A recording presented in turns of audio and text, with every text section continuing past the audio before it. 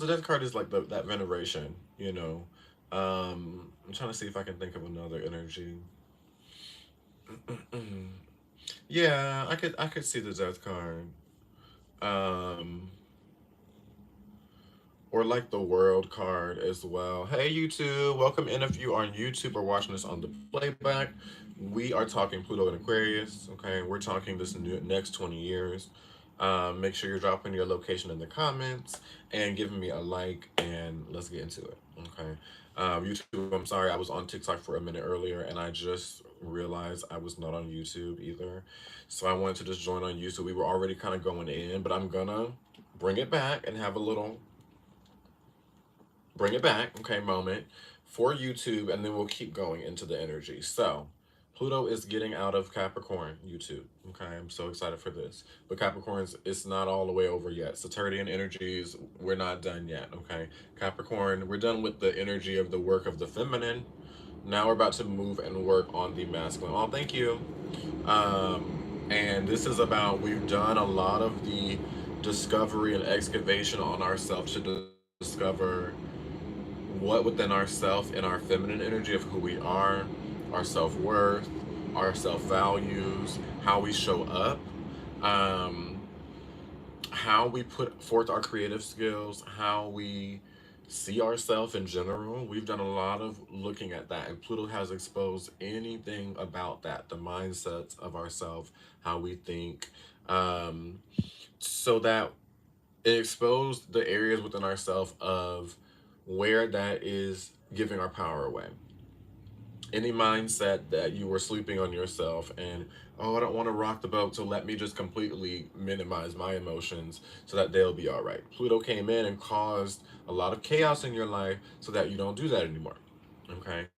Or Pluto, you might have had a situation where you're extremely creative, but you have a lowered sense of your creativity. You're not actually discerning it correctly because of wounding from the past. Pluto's going to bring that back. Or maybe you're super creative, or you're meant to be a healer, or you're meant to do something, and you're so stuck worrying about keeping your bills paid, you can't take a leap of faith and trust that your creative skills will provide for you. Pluto came and has been testing people on that, especially recently. Okay.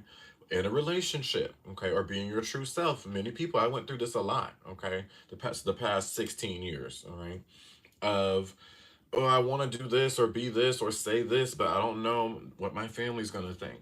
Or I don't know, society says this is wrong. Or I don't know, if I do this, how am I going to provide for this? Okay. Pluto came and bop, bop, bop, bop, bop anybody that was focused in that direction. Okay. That's how we got our edges snatched the past since 2008. All right. Anytime you were giving your power away, anytime you said, oh, I'm excited for this, but how am I going to make this happen?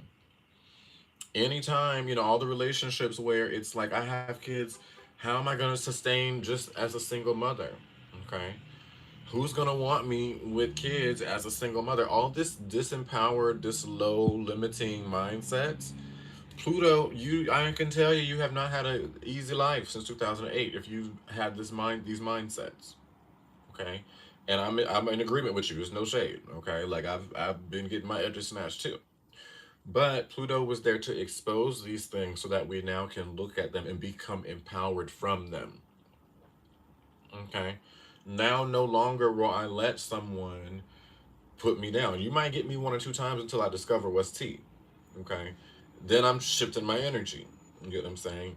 I will not ever let my fear of what people may say, hey, Sandy, people may say or people may think, restrict me from putting myself out there again. I've already done that. I spent 10, 15 years doing that. Okay. I'm not doing that anymore. You get what I'm saying? I'm not letting, I used to, all this stuff I'm sharing about astrology, spirituality, I used to keep this a secret. I knew this for years, and then when I made the Water Bears tea, I kept it a secret and tried to keep it down and like act like it wasn't the truth and stuff like that, when it's like, no, like this literally is the truth. You know what I mean? And so these kind of things, Pluto is not, those were all, is where all the lessons were since 2008. Okay. And so now Pluto's moving to Aquarius. This is a whole new scale of lessons. Whole new scale. Okay. Now we're not going to be, really stuck in these situations of survival as much anymore. Okay. People that are stuck, like trying to have faith to honor themselves more in isolation. Okay. You leave a toxic relationship, but then you got to fend for yourself and like figure it out. All right. Those situations, Pluto and Capricorn, can you stay empowered through restriction? Can you stay empowered in disappointment? Can you stay empowered in betrayal? That's Pluto and Capricorn. Really dealing on the internal, the feminine aspects of yourself. Can you keep that energy of empowerment? Do you have strong roots of empowerment? Yes, dolphin, let's get it. Not me like trying to leap like a dolphin. Okay. Can you be rooted in yourself if everybody says go left? Are you going to listen to yourself if it says go right? What's the T? Okay. Because now Pluto's going to go in Aquarius, and Aquarius is the energy of autonomy. Okay. Leo is the energy of servant, bring me my drink, please. You know what I mean? Like, this is kombucha, but like, you get what I'm saying. That's the Leo energy. Okay. Aquarius is getting it for yourself. Not saying we won't have any luxury in Pluto and Aquarius. We definitely will have luxury, but things will be more centralized. You won't just have 1% of people with luxury. Okay. It's going to be a lot more dispersed. Pluto's going to take the power. It's opposing Leo. Take the power and give it to the people. Okay. But how many people, and I see it all the time. I make a video. The first video I made, or recently I made a video on the full moon in Taurus. In the video, I'm telling you, wherever you have Taurus, this is what this means. Wherever you have Uranus, this is what this means. Okay. And yes, there are certain people that don't know astrology at all. I'm trying to help out the best I can. But some people know and know a little bit about it and want me to then go in all the 2,000 comments and respond to every person. I've had people double commenting like, "Hey, you didn't answer mine," and I'm like, "Girl, can you Google? Can you get a journal out and a blue ink pen? Can we figure it out for yourself?" You get what I'm saying? No shade. You get what I'm saying? Like this is I'm here to help, okay? But it's giving Pluto and Aquarius, if it's given teach the man to fish, okay? I'm not just here to just give fish. That's gonna if you're just giving fish to people and they're not learning, you're just trying to just keep people afloat and they're not doing anything to keep themselves afloat, that's not gonna work. It's not gonna work. You get what I'm saying? Exactly. Equal exchange. It gets very exhausting. Think about how many friendships I've had to cut those friendships off. They're only reaching out when they really need some advice. Okay, because y'all aren't the only ones who realize I have a lot of wisdom. Okay, no shit. I mean, not to toot my own horn, but like that's okay. And I know it's the same with y'all. If you're rapping with me, y'all are wise too. And so I know you have people coming to you when they're going through things, and hey, I don't mind that. Okay, at times, all right. But then if I give you some advice, sometimes they come, and they're all no, no, no, no. You give them advice, and then when you tell them really what they need to do, they get quiet. Well, all right. So how's your day been? I'm like, girl, you called, went in, I gave you the advice. You didn't really want to hear. You just wanted to vent. You didn't really want a solution. Not saying venting is fine. I'm all about. I have a Gemini moon. I love a vent. Okay, no words on the vent. But how much we gonna vent? Certain friends you venting about the same thing for 6 months. The whole season's gone by. You still venting. Nothing's changed. Those kind of people I had to let. I'm gonna let you do your thing. I'm gonna let Pluto handle that. That's not my job, not my responsibility. Okay, because Pluto's about to handle it for the girls. Okay, Pluto's about to handle it. If they couldn't end it, now Pluto's gonna end it for them. Okay, and I'm not trying to have that happen to me. I've already had that happen with Pluto and Capricorn enough when I was ignoring red flags, and the stuff got stripped away. Okay, and so now we're moving into a new age, y'all, and it's about we're gonna have to get it out the mud ourselves. I know that sounds like, oh my god, how? No, it's not gonna be difficult. 100% difficult. Okay, there's going to be a lot of resources. Pluto's going to be offering resources. Okay, raise your hand if you know about trading, investing. Do you know about crypto, Bitcoin? Do you know a little bit about that? Okay, learn about that, please. Learn about that. Okay, when Saturn and Jupiter went through Aquarius, a lot of people made money. Dogecoin, all that, quick. Okay, this is about to happen again. Okay, now Pluto, that was just showing the way. Now Pluto's about to move in And if y'all don't think there's going to be a market crash with Pluto moving into Aquarius, hmm, Aquarius rules the market. Okay. Aquarius rules the market. Okay. Saturn is in Pisces, and Pisces rules the current. Okay. With Neptune there, next year is going to be Neptune, Pisces. Neptune, Saturn, and the North Node all together in Pisces. Okay. Massive changes in foreign currencies also ruled over by Pisces. Okay. All of that is going to be in massive shift and flux. Okay. And the people that have been already peeping on the internet, there's people talking about this stuff. I'm talking about it now. People talking about it on Twitter and talking about it on things. Start peeping this kind of stuff because they're going to be hitting it, and Pluto's going to offer opportunities for people to get a lot of wealth. Pluto is the, you think Venus gives wealth and Jupiter gives wealth? Pluto is the highest octave of wealth, y'all. Okay? Generational wealth is Pluto. Big, big coins. Billionaires, Pluto. Okay? So if you want to be billionaire status, and that's what Pluto and Aquarius wants. Okay, it literally is the time when the people, you can see the dispersing of wealth, and you see a bunch of billionaires and a bunch of millionaires. This is when wealth can grow. Okay, because if you know Vedic astrology, okay, and you know ancient astrology, Aquarius is house of in the area of gains. Aquarius is the area of big gains. Don't sleep on Aquarius. This is why people put Aquarius the energy down, and it's always shadow on. Nobody really knows it because not a lot of people actually have that high level of status of generational big money, big coins. Okay? It takes understanding Pluto and understanding Aquarius and Uranus to become top notch. Okay? This is why they say millionaires don't have astrologers, billionaires do. Astrology is ruled by Aquarius, y'all. I hope we're you with me on this, okay? Because Spirit is bringing it down, I'm bringing it out. Okay, hey, what's up, Claudia? Okay, so it is really really real right now. Okay, this is a time when a lot of people can make a lot of money. This is why I've been telling y'all you need to start marketing yourself. Okay, and this is not like, oh, I'm shy, like I can't, I don't want to put myself out there. We got to stop with the victim mentality. Okay, that was the age of the Pisces. It used to be cute, especially as millennials growing up, like competing on our struggles. We got to get past that. Okay, yes, you're shy.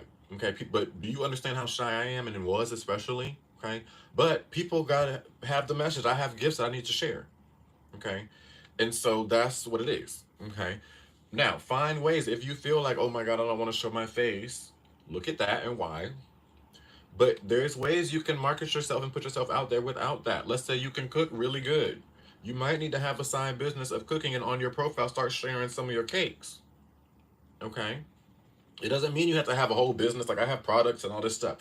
This has been my path. I've been working on this for 10, 15 years. Okay? I've had dreams of this business for 10, 15 years. So like don't compare. Stay in y'all's lane. Okay? When I started this business, it was on Instagram and I was posting a tarot card a day. And look at where it grew. Okay? So you got to start somewhere. Okay? Starting somewhere so that you can grow, but we need to be able to be autonomous. Okay, and if you don't have any skills, maybe you are in a place, maybe older generation, even then share your wisdom. Share your wisdom. A lot of people that are older are going viral quick because people, it's different. Okay, but let's say if maybe you don't, you're are not fully able-bodied. Okay, get into investing. Okay, get into a community, be on groups and community so you can be a part of community, so you can know how to move and network. Okay, this is why it's important, not just so you can make the side coin. All right, so that because a lot of things, eventually bartering is going to be more valuable. Okay, and also with Pluto and Aquarius, Pluto's going to dead certain things suddenly. Okay, all right. So what happens if, suddenly everybody has these 401ks and they suddenly disappear because the banks run out of money or the banks shut down? What are these millions of people going to do? Freak out.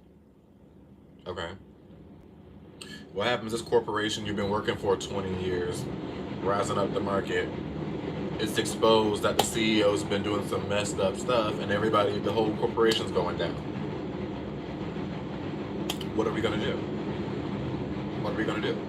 What people are gonna do is everybody's gonna wait, have it happen, freak out, okay, and then everybody's gonna start having their businesses, like kind of how we did on during COVID. People started having skills then, but where are the businesses?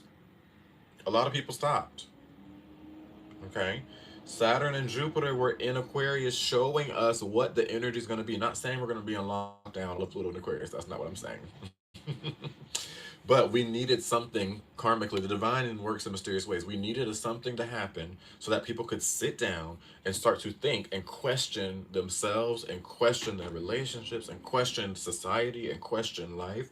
And we also needed something to sit people down and make them take life seriously. When we thought, especially in the beginning, that we were all going to die, okay, and it was a very deadly thing, which it was for a lot of people, okay, people took life a little bit more serious. People started really questioning, wait, if things are, might be at the end, am I around the people that I really want to be around?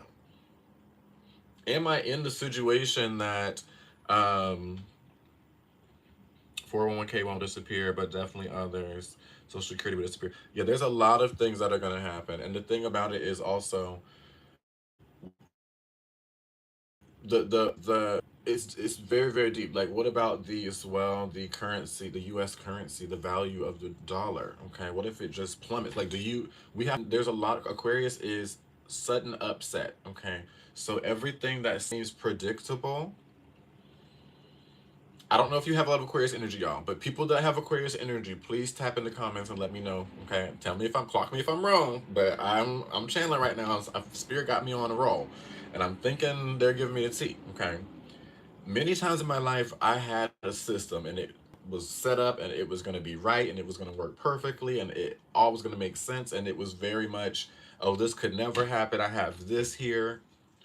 And the things that suddenly shift and happen, okay, especially if you're a millennial Aquarius and you have Pluto aspecting your Aquarius through a square, okay, um like, that's what I'm saying. Like, a lot, what if certain things that people have think are guaranteed are no longer guaranteed? Okay, that's gonna happen. All right, because many people are clinging to certain systems that and not doing anything. Not saying Aquarius is not about one man for himself. Okay, Aquarius is all about government funding and all these kind of things. Okay, humanitarian, helping the people out. Right, but if the people aren't helping themselves out, Pluto's going to expose that. If you are using these things as a clutch, and I'm not just saying government funding because I hate the mindset of that. People talk so down about that kind of stuff, and that's another story. Okay, I'm not that kind of person where I'm not talking about that. People need assistance. Okay, but I'm talking about even people, not just government assistance. There's a lot of people that are comfortable and cozy in their job, making a good amount of money and getting their little promotions every once in a while, and they're comfortable. They got their partner, they got their kid, they're not thinking and changing and evolving. That is also reliant. Okay, that's what I'm talking about. If all systems drop right now, would you be able to make money on your own? Would you be able to figure out a way to make some money? That's Pluto in Aquarius. Okay, and anything, not saying that we can't have these things, but if anybody is reliant on something other than themselves, that will be taken down. Okay, and if you are relying on something other than yourself, that's fine as long as you are not disempowering yourself. Okay, I have some family members, I got friends, that kind of like, especially in college, the girls that are like, I'm never gonna make that much money, I gotta find me a man with money, I want to make sure a man that has a lot of money. Okay, that's cool, get the coins. But if you are only getting the coins from a disempowered place, from a place of lack, so you're trying to get from to like fix your lack, that's gonna be destroyed.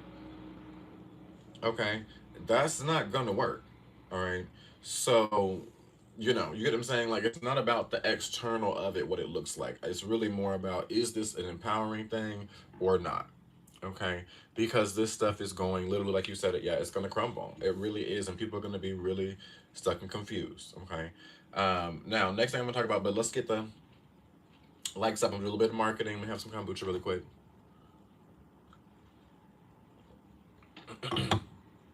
Marketing. If you're not notified on the live stream, make sure you have the notification so you know when I'm coming on. Okay, we're building the community, honey. I'm also trying to get it where eventually, hopefully at the start of 2025, it's subscriber only live streams. Okay. Um, yes. I got it's fancy it up. Why not? Kombucha in a wine glass. You know what I mean? And so press the little heart with the addition sign. Join my membership. Join the subscription. Okay, if you don't know about YouTube and you're on the YouTube, welcome. Hey, shout out to the YouTube. Okay, because YouTube is where it's at. Okay, YouTube is really where I have my long form content, where I have like videos, where I'm sharing pictures and talking about like the science and astronomy of this, and like really going into stuff. My subliminal meditations that literally I told y'all I played subliminal meditation, next day viral on TikTok. Okay, so that's on YouTube. Okay, a lot of free content. I give a lot of free gems for the girls. Okay, um, also my Etsy. Yes, the YouTube is lit. Yes, Etsy. I'm trying to get that up. So if you have an Etsy, go ahead and follow me there. That'll be nice. Okay, um, and then lastly, if you want to plant a seed, my Cash App is the Water Bears Tea. Okay, if you've been enjoying what I'm pouring into, I always love it. I always encourage it. Okay, if you want to plant a seed, goes a long way. Okay. Um, yes, yeah, the subscription's low. Yeah, so get up the subscriptions, y'all. I think it's like what, 4.99, which is literally nothing. That's not a lot of money. Okay, for the consistent live streams. Okay, I'm not saying that's not a lot of money. $4 can go a long way, but like the value of what I'm sharing, come on, you know what I mean. Yes, welcome in, Kitty Line. I love it. Sorry, I have a crystal right in front of the phone, so like I try to like read. It's less than Netflix, exactly. And the thing about it is, if you're subscribed, once you're on there, like right now, I don't feel when we start asking a lot of astrology questions, I have like 20, 30 people asking me about their charts, and I'm going in on like Venus and Saturn and then I finish and I'm exhausted and I didn't make $1. Okay. Yeah, it was nice, it was fun, but the likes just bring more people in. I don't make any money off of that. Like it's exciting. Um, but it burns me out. You know what I mean? Then it won't, doesn't I don't want to come on as much because I'm like, dang, I just spent an hour going in on the signs, and that was nice. I'm helping y'all out, but at the same time, I'm human too. You know what I'm saying? So that's what the memberships are for, okay? And the subscriptions, okay? I already talked about my website. I'm gonna have the membership I'm opening in 2025 to help y'all out, where my weekly energy readings are gonna be there, okay? For astrology, tarot guidance, um, and my spiritual vlogs. So I can teach my spiritual routine to y'all so you can kind of know how I do my meditations, how I do my crystals, how I have them set up, like all my stuff, okay? Ritual baths, my favorite ritual baths, all kind of stuff like that, okay? So that's coming. But on here, joining the team and the subscription allows for when I go subscribe only lives, it's gonna be subscribe only lives soon. Just giving subscribe only lives. Then I know you already planted your seed, okay? So ask away. You get what I'm saying? Like I'm being filled so I can fill you up. And I don't need to be filled as much as I'm filling you up. I just need a little bit, okay, to give. Okay, you get what I'm saying? So that's focusing there. Hey, welcome in, welcome in, welcome in. We're about to get back into it with Pluto and Aquarius, and I'm gonna go through it for all the signs. Okay. So we're gonna get into it, but we're chatting and we're really going kind of deep, a little bit deeper, because yeah, I don't want to be on here. This is my Gemini moon. I don't want to be on here ranting, okay? But a lot of the spiritual community, especially the astrology community, is oversaturated with surface level, okay? Which people need. People do need that. We do need that, okay? But life is like real. Uh-oh, come on with the okay, showing the body, showing the body. um But life is real, and that advice is not helping a lot of people. I don't know if it's helping y'all, okay? But I'm listening to it and I'm like, how is this gonna get people through stuff? No, okay. And so someone that's been through a lot, I'm here to like, okay, y'all, this is what here, listen to this. And I'm not the only one. There's a lot of really fabulous people giving the deep, deep stuff. Okay. Um, but we really, yeah, it's time to really go in. Okay. Hey, Tyan, welcome in. Um, so yeah, thank y'all for the likes, continued likes. Thank you for those joining the membership and the subscription. This is gonna. We got about a month and a half left of me coming on like this. And then it's given full subscription. So if you're really into wanting to learn astrology, wanting to learn more about your intuition, deities, like y'all, I know a lot about deities. Okay, all the different Ifa, like, okay, you understand what I'm saying? And from a place where they came to me. One day I was out and started seeing a whole bunch of pumpkins and honey. And I'm like, what is going on with this? And I heard hearing drums, and I'm like, what is going on? So it's like a different kind of energy. Okay. That you can only hit the surface if it's from Google. That part, I made my spiritual rant video and talked to y'all about that. I can tell some of these folks are making bank. Literally, they're fully self-employed off of some Google astrology and Google tarot, and they got y'all fooled. Okay. But let me not. I'm not trying to rant because at the same time, I'm glad that there's people making content about astrology and tarot. Like, I'm glad. It sucks that they're doing it in a way that's ripping people off, but I am glad at least it's out there. So I don't want to discourage anybody from doing tarot or astrology. Um, but just have integrity with it. You know what I mean? If you know you don't know 100% everything, you have to research and look it up. Don't offer a whole bunch for your reading. You shouldn't be charging $100, $200 for readings that you got chat GPT pouring in. That is going to get destroyed next year with Neptune, Saturn, and the North Node. Okay, false prophets, people that are using these beautiful tools for their own profit, their own profit and profit. Okay, see that double entendre? That's gonna go down. Okay. Also, Pluto and Aquarius, because that's not being authentic. You're not really doing it authentically. Okay. My whole life, all my friends, anytime they go through something, I'm like, girl, let me get your chart. Girl, this is going on right now. Hold on. Like, this is my life. I share. This is what I do. Okay. I go through something and I'm like, ooh, let me double check. Oh, I forgot Saturn was doing. Okay, yeah. Ooh, let me pull a card and see what's T. Like, that's what I do on a daily. Okay, I'm like trying to decide. Like, right before I came on live, I was in the bathroom and I'm like, Spirit, should I go on live? Are there people that need a message about Pluto and Aquarius? And I heard, hell yeah. So I said, okay, let's go. You know what I'm saying? Like, this is that relationship. Okay. So, and I don't want to discourage people. It's like, if you're into astrology, share it. Really, really share it. But if you're charging hundreds of dollars for it and you just got into it, that's where things, you know what I mean? So, I digress. I digress. Let's get back into it, though. Let's get back into it with what is ending. Okay, we're getting out of a lot of lessons of the feminine, y'all. Okay, a lot of lessons on understanding your self worth. Okay, a lot of lessons on understanding your value, understanding the true essence of how the divine sees you, understanding your skills, understanding what you like and what you love, understanding your desires, understanding the wounding in your heart, a lot of healing, a lot of isolation, okay, a lot of loss, a lot of patience. These are all things of the feminine.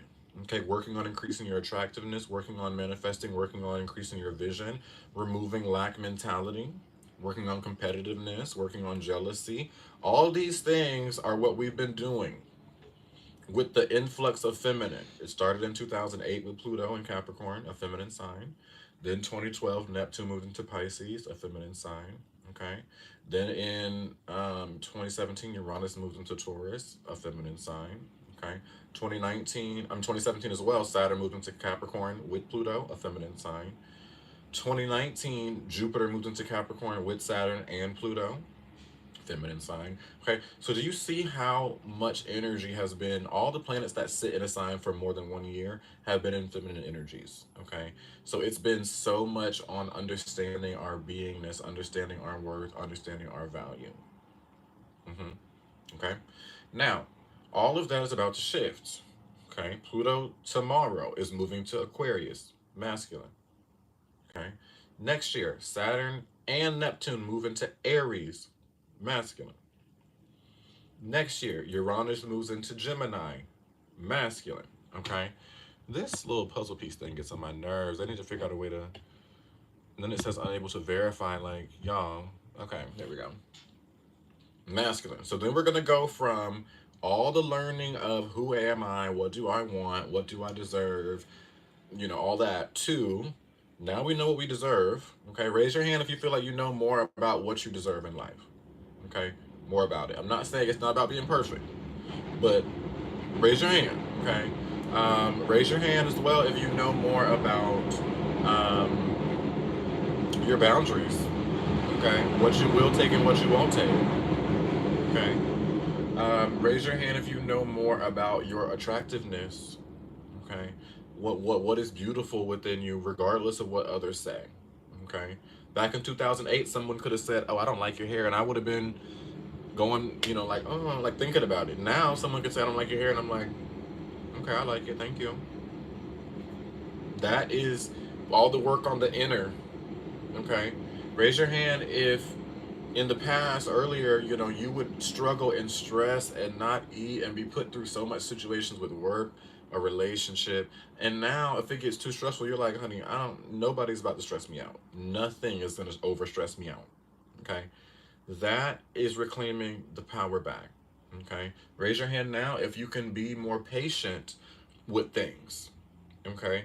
Versus life before, things didn't make sense. Now you can kind of sit back a little bit and kind of just, all right, let me kind of see what's going on. Let me kind of feel into this. Let me check the chart. Like, when you get a little bit more grounded with things. Okay. This all shows you have been learning the lessons that we've needed to learn since 2008 of all the outer planets in feminine signs. Okay. That was not easy. It was not easy, okay, for real. Okay?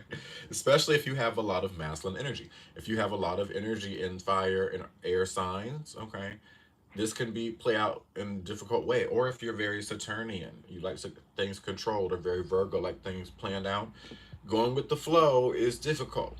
Okay. Also, raise your hand if you've had to figure out ways to nurture yourself in painful situations. Okay. Raise your hand, to both hands. Okay. If the reason that is because the way you were raised, you were not truly nurtured. Your emotions were not really honored, and they were minimized. Okay. Both hands up. And you've had to spend time finding out what makes you feel better, finding out really what your emotions are, and honoring those, discovering what it means for you to stand up for yourself. Raise your hand if you've also been through that. Growing up for me with my Gemini moon, I had many people. I grew up in a family that was very much turn the other cheek, never fully say what you really want to say. Okay. People that are, confrontational, are aggressive. This is what I heard growing up. People that, speak their truth, are ghetto. This is what I heard. Okay. And that's not what I believe anymore. I believe in righteous anger. At times, it is righteous to stand up for yourself. It is righteous also to give somebody the full tea and not necessarily make it super cutesy, cutesy, cutesy. Sometimes you got to read a girl down. Rarely, not saying always reading girls down. Sometimes it's better to just let it be. But sometimes it is what it is. Okay. Honesty. Okay. You get what I'm saying? And the more I become more honest with myself, now I got to be more honest with other people. I can't lie to you because I'm not lying to myself. Okay. All these things are lessons on the feminine. And notice people in the chat, I'm proud, honey. We all are like, yes, yes, I've worked on that. Yes, yes, I thought about that. Yes. Okay. Think back to 2008. Think about it, ladies, especially.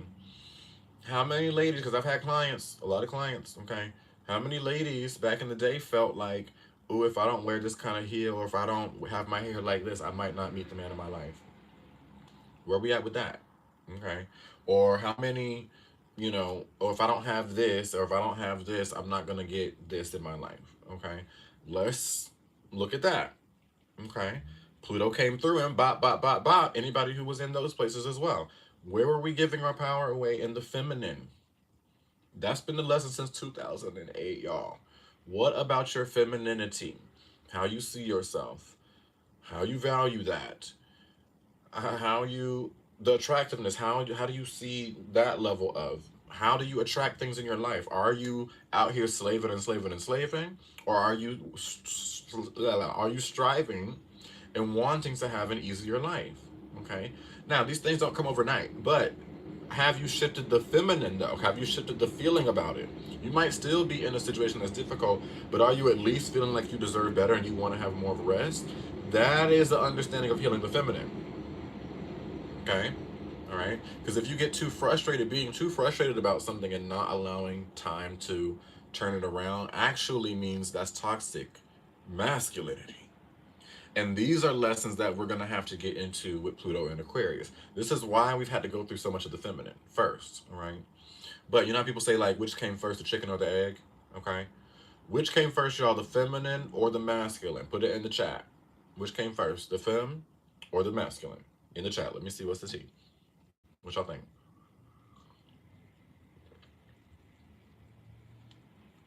And no, it's not both at the same time. There we go. I see the femme. I see the femme. There we go. The feminine. Period. Period. Feminine comes first. Okay? Do you want me to give some examples of why? Let's give some examples of why. Okay? Think about the body. The body's feminine, right? It receives, it's here, it's the home, the temple, okay? Your place of being so that you can go and do things with it, right? Let's say you're hungry, okay? Are you just instantly reaching in the cabinet and instantly knowing what to put in and just doing it on robot mode? No, okay. You're what? Thinking, what do I want? What feels right? What do I want to eat? Is that not feminine? Okay. Think about putting on the clothes. When you are shopping or looking for new clothes or anything, trying to do anything, you're envisioning it. Let's say you're going downtown and you don't know you're trying to figure it out. Okay. You're like, maybe I'm gonna go this way today and take the highway. You're seeing it in your head. That's feminine. And then what happens? You get in the car crank and you go about your business. Okay. In my notepad, I have notes of every video I have made on TikTok, on YouTube. Okay. Because before the video was made, I got the inspiration from for the video. Feminine comes before the masculine. Okay. Now, before recently, society had stuff effed up because our society and really around the world has put what before the feminine? The masculine. Okay. The masculine wants to be the one in the front. The masculine wants to be the one saying everything. And this is not just saying men and women. Okay. Masculine energy. Okay. Because it's deeper than that. Okay. People want you to, know what you want. People want, action. The society wants us to be up and moving. That is also a sign of over reliance on the masculine. Okay. When you're going through something and you're sad, prior to recent years, because people are starting to figure it out, what did your friends usually do? Oh, girl, you'll be all right. Or, oh, girl, let's figure out a way to fix that. Or, oh, girl, all you need is, actually, you could do this. That's a sign of over reliance on the masculine. How do you solve this problem before? Can we first feel the problem and just be with the problem? That's the feminine. And that's what Pluto and Capricorn and all these Neptune and Pisces, Uranus and Taurus, all of these outer planets in the water signs have been teaching us that as well. Sometimes we've been put in situations just to feel it. And when we get in those situations, we're trying to get out as soon as we get in. And it's like, can we learn to be with ourselves in situations that are not necessarily comfortable? Many people can't. Things start getting real, and I'm not saying we want to be. I'm not saying things get uncomfortable and I'm like, oh my God, I live for uncomfortability. No. But when things get uncomfortable, I'm not looking for the fastest way out. I'm looking for the best way out of it. More the best way through it. You get what I'm saying? And that is the understanding of the feminine. And as I do that to myself, now when I have clients that come, when I have friends that come to me and they have something going on, I'm not just giving them some quick solution, some here, do this, like it's a problem. Because sometimes the things you're feeling aren't even, it might not even be a problem. Sometimes people come to me and they don't need a solution. They just need Be right where you're at is fine. Now, this is, and just to be, and find love for where they're at. Many times, certain times, I'm actually devastated. I'm like in a situation, I'm devastated, and then because of a mindset shift, I end up feeling grateful. You get what I'm saying? I didn't need a solution. I actually just needed to be with myself enough to realize, wait, actually, this is a beautiful thing. And not saying that that's always like that, but you get what I'm saying. The feminine is very powerful and very beautiful. It is about being with something long enough to see what the best decision, the best thing is. Okay. And so we have gone through so many lessons of that. And now we're about to move into lessons on the masculine. Okay. All, and not men. Okay. Like the masculine. Okay. Now, does this mean that it is a good majority? Okay. But I'm somebody that is very heavily feminine in my energy. Okay. So it's not all men and it's not all women. Okay. Many people, some people are more androgynous with both. But we're talking about the energy. Because if we just focus on people, then we're going to miss all the other ways energy plays out. Okay. All right. Also, emotions are a feminine thing, but how you go about your emotions is the masculine. Okay? Are you gonna get angry and then go crash out and go bust the windows out of someone's car? What are you gonna do? Okay? We've had lessons on the feminine to sit with those feelings and honor that so that we're not out here just wild masculine doing whatever. Do you get what I'm saying? Divine masculine. We're learning all about how to honor our divine masculine over the next 20 years, y'all. 20 years of it. Okay? And we just had about 16 ish years of honoring the divine feminine. But you got to do the feminine first. Okay? What's also going to happen, and I'm going to take a little break, we're going to listen to some music, and we'll come back in like 2 minutes because I'm getting parched. Okay, I need to drink some water. What's also happening, though, is there is a divide. Okay? You see, Aquarius is two lightning bolts turned on its side. Two. Okay? So there's a divide happening. Aquarius is about timeline jumping. Okay? Timeline jumping. Oh, I'm so glad this is confirmation for you. Um, Timeline jumping. Okay? But to jump timelines, you got to be from one to the other. You ain't jumping timelines if you're staying on the same timeline. Okay? So, what this is, thank you for the lightning bolts. You put it in the chat. Okay? This is timeline jumping. So, some people, though, and raise your hand if you notice, there are some people that didn't learn the lessons of the feminine. We still got some pick me girls, okay, that only feel valuable and worthy if a man has chosen them or is looking at them. I mean, I'm just being real, okay? We still got some people that are not fully being themselves because of what family's gonna think, okay? We still got some people not being themselves because of what society's gonna think. We still got some people in the careers that they shouldn't be in because it looks like it's going to be difficult and they're nervous about how it's going to turn out. We still got hella beautiful people, and I might be a little triggering because we still got work on it, okay? But I'm just bringing it out because we still got planets like Uranus isn't going to move into Taurus until out of Taurus until next year. So there's still a little bit of work on the self worth we got to do, okay? Neptune and Saturn aren't going to leave Pisces until next year, so there's still some work on the subconscious we got to do, okay? So if I'm saying things that you're still working on, don't feel like, oh my God, I didn't do it. I'm only gonna be on the low frequency. Y'all already in the comments were saying and agreeing that you have been working on it. So everybody here, we're elevating, okay? But I want to let y'all know so y'all can peep with other people, so you're not just trying to bring people with you that are not meant to be coming to the timeline jump. Not saying they're gonna be stuck down there their whole lives. No. Aquarius is about awakening of the mind. Anybody that awakens their mind can jump from the low to the top. That's what we've been doing, right? Okay, we already said in the comments there's certain mindsets, certain ways of thinking, certain ways of feeling, certain ways of being that we're not doing anymore. Okay, so you already have worked on the mind, working on it. Okay, but let me go back because I just wanted to preface. I'm not trying to be on here going in and being triggering. Some spiritual what's the word, practitioners are a little bit like too like seeing things from like I'm up here, y'all are down there, and I don't like that. You know what I mean? We all have our own wisdom. We all have different skills. Yeah, I'm very wise in astrology and tarot and all these things, but like I also need guidance from other people in every area of life. You know, I don't like people that sit on the throne and like, oh, you shouldn't be doing that. That's why you haven't been like this. This is why you haven't done like that. And mainly it's because they also not doing nothing right. Okay. We all in this exactly. We're all in this together. You know what I'm saying? Throwback. Okay, High School Musical. We're all in this together. You know what I'm saying? Yes, I'm sharing what I share, but that doesn't mean I know everything. Okay, I'm really channeling as well right now. You know, and anything I know, since I'm channeling, the divine can give to you too. Like, you know.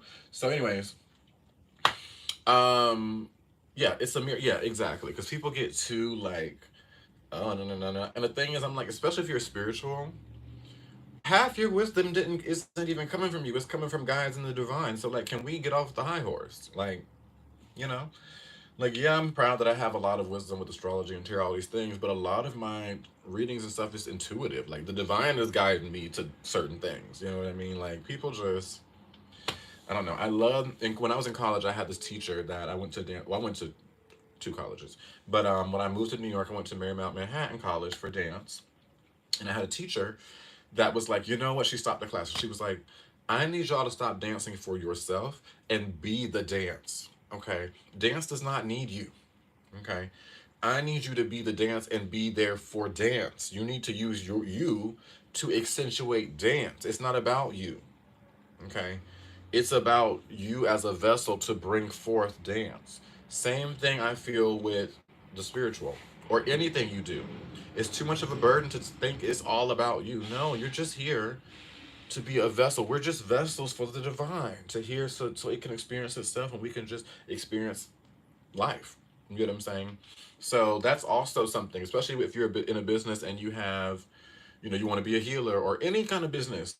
Okay, you want to do anything, paint clothes. You know, I mean, people, that's getting into style. Painting clothes is coming back in. If you want to cook food, anything, help people learn different languages, anything, as long as you're doing it from a place that is true to you. Okay, even if you only know three recipes, cook the hell out of those three recipes until you learn the fourth one. You know what I'm saying? Do it in the way you do it, and then the more you get used to you being yourself, the more you learn yourself, you also learn the divine. Okay, I was not able to channel and do all these things with astrology until I got a relationship with myself and learned astrology for myself and what it meant for me.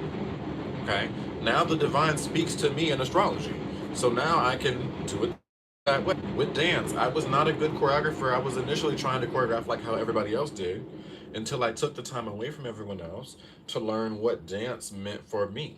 Okay, and then once I got into my personal relationship with dance, then the divine can come in. True inspiration, y'all. Think about the word in spirit. When you're inspired, it means the divine is putting that in you. Okay, inspired. You get what I'm saying? Any inspiration doesn't fully come from you. When I get an idea, oh my God, I want to make a video about this. The divine knows I need to make a video about that. It's not all me. You get what I'm saying? And so then that helps take the pressure away for people that are like, I don't know if I can make, I don't know what content to make. I don't know how to market my business. I don't know how to put myself out there. I don't know. You don't need to know. You get what I'm saying? I told you I started with just tarot videos, okay? And then I had a client or a friend that was like, oh, why don't you share some astrology stuff? And then I went from tarot a day. Then I also would every other day talk about the moon, okay? You get what I'm saying? So it really helps. That helps with stage fright as well. Thinking of yourself as the purpose rather than the person. You get what I'm saying? I'm here to showcase my skills. It's not necessarily about me. You get what I'm saying? That helps so much because then the feeling of needing to be perfect goes away. Okay. I also have something my father told me this and it helps so much. I was so nervous about like I don't know if I can offer the guidance I need and I don't know if I'm the best client and no, I mean the best client, the best, you know, healer. I don't know if I have the information for people. My dad said, well, God can give us a message in anything. I can see a rainbow, and not me saying rainbow, and I saw the rainbow on the light. I can see a rainbow, and that can give me a message and change my life. Do you get what I'm saying? So you don't need to be the perfect. therapist, the perfect cook, the perfect. You can touch people just how a sunset touches people. You get what I'm saying? It doesn't need to be everything you do is 100% perfect. You get what I'm saying? Like, that's. I was nervous on how to talk about Pluto and Aquarius. I'm like, there's so much to talk about. How am I going to word it for people to understand? And I just got on here and now I'm just going with it. Okay, that is the energy. Okay, of true Aquarian energy, and any like the self doubt and stuff like that. It's, yes, it's egotistical, you know, and no shade, but it is. Okay, it's thinking a lot of the self. Okay, think about just think about it. When I like looking back at myself in New York, I would be walking around thinking about how everybody was interpreting me. Oh, are they judging me? Is this person judging me? Is that person judging me? And that was, if you really think about it, it's narcissistic. It really is me. Not everybody's thinking about me like that. You get what I'm saying? As I'm walking down the street, not every person is internalizing and focused on me and thinking, like, maybe they are. Even if they are, though, they're not thinking that long. When you see somebody walk down the street and you say, I don't really like their shoes, or I like their hair, you're not like thinking about it for days and days and days. You take a second to think about it and then you just keep moving forward, right? So you get what I'm saying? Everybody is thinking of themselves the majority of time. Okay? We just, you get what I'm saying? Like, so that helps out with these kind of things, because we got to heal with Pluto and Aquarius is also going to oppose Leo. And that's going to bring a lot of crisis and a lot of lessons to anybody that is relying on Leo energy and not on Aquarius energy. Okay. And what is Leo energy? All right. Leo energy is the energy of, and I love Leos. Okay. I'm not saying Leos, but I'm saying the energy of Leo. It's the parts in yourself, wherever you have Leo in your chart, talks about where you are appreciated, where people see you. Okay. Where you get clapped for. Okay, I have Leo in my 12th house, so it's kind of doesn't happen that much. But I get clapped for teaching spiritual things. Okay, 12th house. I get clapped for when I share about the subconscious mind. I get clapped for when I channel from the divine. When I do 12th house things. All right, see what it's like. When I do 12th house things, I get clapped for. Okay, wherever you have Leo is where you get attention. Okay, but think about how many things I like. Literally, I wouldn't be nothing of what I am if I only got attention for certain things. You get what I'm saying? Like, Aquarius is the area in life where you don't get attention for things, where you're actually made fun of. Okay, y'all love my communication and me talking, but what if I told you up until I was 20, everybody told me to shut up, that I talk too much, and no one listened to me the first 19 years of my life? What if I told you that? Okay, that is, and I've just had to reclaim and embrace the Aquarian energy and say, okay, even though I'm not really appreciated for my words, let me speak up anyway. You get what I'm saying? Okay. What if I told you I only got attention when I dressed up like society wanted me to, when I dressed try to fit societal standards? Okay. You get what I'm saying? I love having long hair. I always have. Even when I was younger, for Halloween, I would be like an Egyptian. I'd be someone with long hair. So in college, I grew my hair up. All my 20s, I had long hair.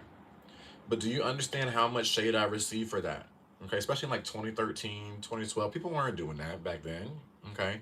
I received so much shade for that. Family picking on me. I went to dance, people would pick on me. My friends, okay, called me Frederick Douglass when it was the afro, and just like, then it got longer, and then the girls were jealous because my hair was longer, and or I got picked on because I was a guy with a man bun. Like, so much of that. I did not receive attention for that. Okay, but that's the Aquarius. I'm an Aquarius, so it filled me up doing that, because that's who I am. Okay, so this is the energy. Anything that you are doing that is not honoring the fullness of yourself is going to be taken out, so that there is no more doubt or worry of how you're going to be seen. Okay, because the doubt and worry of how I'm going to be seen is Leo. Because what you're really saying is, am I going to be liked? Am I going to be appreciated? That's really what that means. Okay, and Aquarius is the area in life where you're not appreciated. appreciated and you're not liked in the area in life, usually for the majority of people, where they don't show that to people. Okay. Aquarius risings, for example, something about your body, something about the way you interact with the world is different. Okay. And it's made you your whole life like, how much to show? I don't know. You're here to just be you and just who gives a fuck? This is me. Aquarius second house, something about your values, something about the way you make money. Okay, for the cap risings out there. Okay, something about the way you make money is different. Something about the way you value yourself is different. Capricorns have high value, high boundaries. That's different than the majority of the world. The majority of the world doesn't care. They're over here sleeping with anybody, letting people manipulate them, like staying in toxic shit. Capricorn energy is like, no, I have a little bit more integrity than that. Okay, different values. Aquarius in the second. Okay. Sag rising, Aquarius in the third. The way you think is different. Sag is about manifesting. Okay. Having the faith to, I don't know, I don't see it yet, but I believe it. So I'm going to keep moving. Okay. That's a different mindset. The majority of people are like, well, I don't know how it's going to happen. I don't see it. So let me just stay where I'm at. Sag is, I feel this in my gut. I know I can expand and get here. So I'm going to go. That's a different way of thinking. Okay. Scorpio, right? Scorpio risings are the ones that actually have the ability to sit with their feelings and transform them. Scorpio is rare, a rare breed of people. Oh, that's so cute. Scorpio's a rare breed of people that can sit and go through certain tough things without running from them. Okay, and work to transform themselves and feel the pain and like even laugh it off sometimes. Okay. Um, I have some majority of my friends are Scorpios, and their birthdays I was shouting them out, and I'm asking like, "How are you doing?" And a lot of them are like saying the things that they're going through hell, and they're like, "But life is good, you know. I'm still enjoying." La, la, la. And I'm like, "I love y'all. Like you could be going through anything, but you're still able to hold on." Okay, that is Aquarius in the fourth house. You handle your emotions differently. Wherever Aquarius is where we do something a little bit different. But then Scorpios can, and also where we're nervous though. Scorpios could be nervous without Aquarius to be so passionate because now they're nervous of who they can trust. They keep that. Sometimes they keep their emotions within because they could be nervous to trust. That's Aquarius in the fourth, and Scorpios are meant to actually liberate from that. Put yourself out there 100%, and you will get the people that you trust. Okay. The only reason Scorpios were really betrayed in the past is you weren't fully being yourself anyway. No shade. I'm not trying to read the girls, but this is just what it is. Okay. This is just what it is. If you were actually being 100% your true self, and when somebody said some off shit, you clocked them the first time, like a Scorpio really is meant to do, they would have went away and you wouldn't have been betrayed by that person. But you were like, no, let me not share what I feel deep in my gut. Aquarius, fourth house. Okay. Let's go back. Let's take it back to the Sag risings with the Aquarius in the third. Sag risings have been, called out so much for their mindset and speaking. How could you say that? Because Sages, y'all do have a mouth on you, and you say some things. I'm like, ugh. But Sag rules truth. Sometimes you say what people need to hear. It's just kind of blunt sometimes. Okay. That you Sag with the Aquarius in the third, it can be very much Sag rising with Aquarius in the third can be very much, and this is the thing why you might have Sag rising, but it's still the energy for Sagittarius. Sagittarius has Aquarius in the third. So it's Sag rising and also Sagittarius. Okay. You have a different way of thinking and communicating. You're here to communicate differently, even if it rubs people the wrong way. Okay. But Sag placements can get nervous with that. Like, oh, I don't know, like I hurt their feelings with this. You're only hurting people's feelings that don't like to be held accountable. Okay. Let's take it back. Let's go back because I'm gonna backtrack and then I'm gonna go forward again. Also, let's rack up the likes. Let's rack up the cash apps. Let's rack up the shares because I know this is helping people. Okay, I know this. We going in. We going in. Okay, so let's make sure we're helping your girl back out. Oh, thank you. Let me get some water. Thank you. Cause like I'm dry as hell, y'all.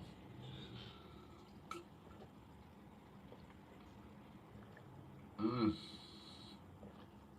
Mm-hmm. Praise be thy name. Woo. Yes. Oh, it's coming back. It's coming back. The water bear, I'm like giving all the water, and I gotta give water back to myself. Okay, exactly. Replenish, honey. Um, so let's just kind of start over. Aquarius risings, I talked about it. You could be nervous to fully be yourself, which you're meant to fully be yourself, okay? Because you do you differently, okay? But wherever Aquarius is, it rules the higher frequency, the divine frequency. Aquarius is ruled by Uranus, the sky god, the heavens, okay? Aquarius also rules genius. It's about omniscience, suddenly knowing things like, oh my God, this is where it is. Wherever you have Aquarius is where you can have that, okay? And so, thank you, Sada. Um, and so Aquarius risings, you being yourself is magical and powerful. You can really get a lot of things done. And you're here to be a light walker to show other people that they can be different too. But you're not going to be able to do that if you're not honoring yourself. If you're still thinking that you're nothing, okay, and you're different, okay, then how are you going to show up? You know what I'm saying? As an Aquarius myself, I feel this as well. Like, this is that energy. Growing up a lot, I'm like I have freckles. People make fun of me for that. I have lip discoloration. People make fun of me for that. Okay, I'm queer. People make fun of me for that. I'm a dancer and a man made fun of for that. Like, I've had a lot of things that people are like, why do you do it like that? Why do you walk like that? Why do you run like that? Why do you talk like that? Why do you da da da da da da da da da da da? Aquarius. I'm different. Something about me is different, but I'm here to, in my differentness, it helps other people. But I wouldn't be able to help other people if I wasn't myself. Okay. So I had to go through a whole bunch of lessons to now just say, fuck it. This is who I am. Why do I do this way? I don't know. Ask the divine. Because I didn't choose that. You know what I mean? Why'd you make that dumbass comment? You get what I'm saying? Like, that's the energy, okay? We need to get into, okay? Now, if you are, let's back it up. Cap rising, okay, or Capricorn, Aquarius in the second. Your values or your possessions, what you possess, you want to possess different things, okay? Exactly. Yes. Why are you angry? Exactly. Um, you're here to possess different things, but because you have different self worth. Wherever Capricorn is, you need to have high value, high self worth. Okay, and that's what Pluto and Capricorn was trying to teach y'all and everybody else, wherever Capricorn is. Okay, I have Capricorn in my fifth house of self expression in my self employed business. Since 2008, I have been sleeping on myself, but clearly you see the value. So Pluto, anytime I thought, oh well, maybe I'm not a good astrologer, maybe I'm not this, maybe I'm not that, Pluto was like, bitch,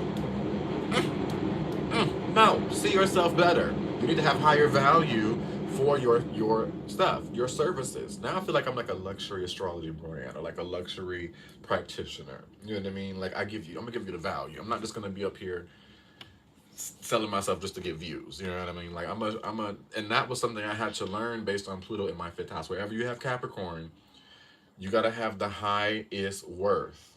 Okay, highest value. Okay, yeah, Cap in the eighth is not for the weak Aquarius. Oh my gosh, but high value.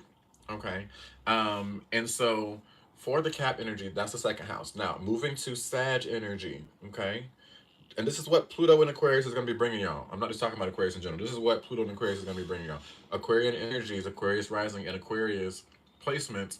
You are going to really be able to really have power and move forward beautifully. But any kind of restricting on, oh, I'm nervous about putting myself out or saying this or doing that, is gonna not only because before this, y'all, we haven't had energy in Aquarius. People are gonna be really shocked. You're gonna end up in hell-like situations if you do not put yourself out there 100%. Okay, before you could just stay shy and stay down, and it would be kind of all right. You just kind of not have the fullness of the life. If you're not living fully with what the divine said you're down here to do, you're going to be forced to. That's what I'm telling y'all. Okay, if you have a voice in you but you're afraid to speak your voice, you're going to end up, something's going to happen where you lose your job and you're forced to use your voice. I'm being real. Okay, if you're meant to be in a beautiful relationship and you've always dreamt of this beautiful relationship, but you're stuck in a mess because you're nervous of being single and you don't like being alone, that relationship, that partner's going to either pass away, that partner's going to end up leaving you. That's going to happen. Sorry about it. Okay. And the reason I'm saying this is not saying this from like I was saying, up above place. I'm an Aquarius with Pluto squaring three of my planets in Aquarius. I already know Pluto and Aquarius energy. I already know what this is. And I've also done readings and stuff in my own private time. So I've consulted with the divine. But that's the energy. Anytime I was in a relationship that was not honoring me, the amazingly crazy ways it was ripped away from me. Okay? That is what Pluto's going to do in Aquarius to people. Okay? You still, your family, I talked about this in the last live, how long it took me to say it doesn't matter who it is. If you're putting me down, I'm not going to be standing for it. People who are not there, like, oh, I can be my true self with everyone, but when I go home to family, I need to make sure I'm making them happy. Your family will be stripped away from you. You're going to end up losing all of them. Okay? And I don't want it, sorry, it's sounding blunt, but this is just the reality. Okay? That's what's going to happen. Okay? Anybody keeping you from your fullness is going to be stripped from you, or you will be stripped from them. Okay? The whole DL men and women epidemic, okay? If you're in a relationship with someone of the opposite sex, knowing that you're not really into that and you're just doing that because you don't want to be called out or society's hard on people of the same sex, you're gonna end up being outed. Pluto is also about exposure. You're gonna end up exposed. Okay.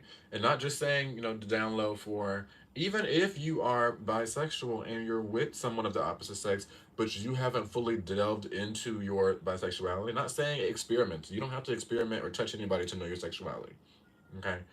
But if you haven't told yourself and been honest with yourself about, yeah, I like both genders or both, whatever, or I'm pansexual or whatever, that's going to be exposed.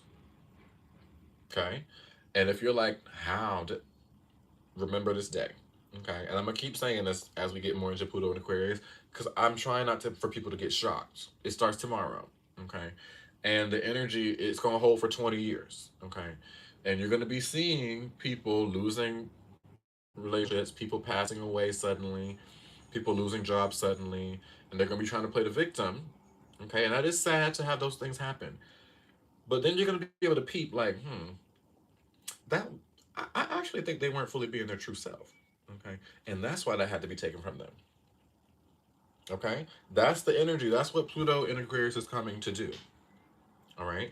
Anybody out here, jealousy, okay, envy, competition, that's energy of Leo. No shade to Leo. I'm not saying Leos are just jealous and envious and all that. No. But that's about self expression and the battle between wills and like who is the best and all that.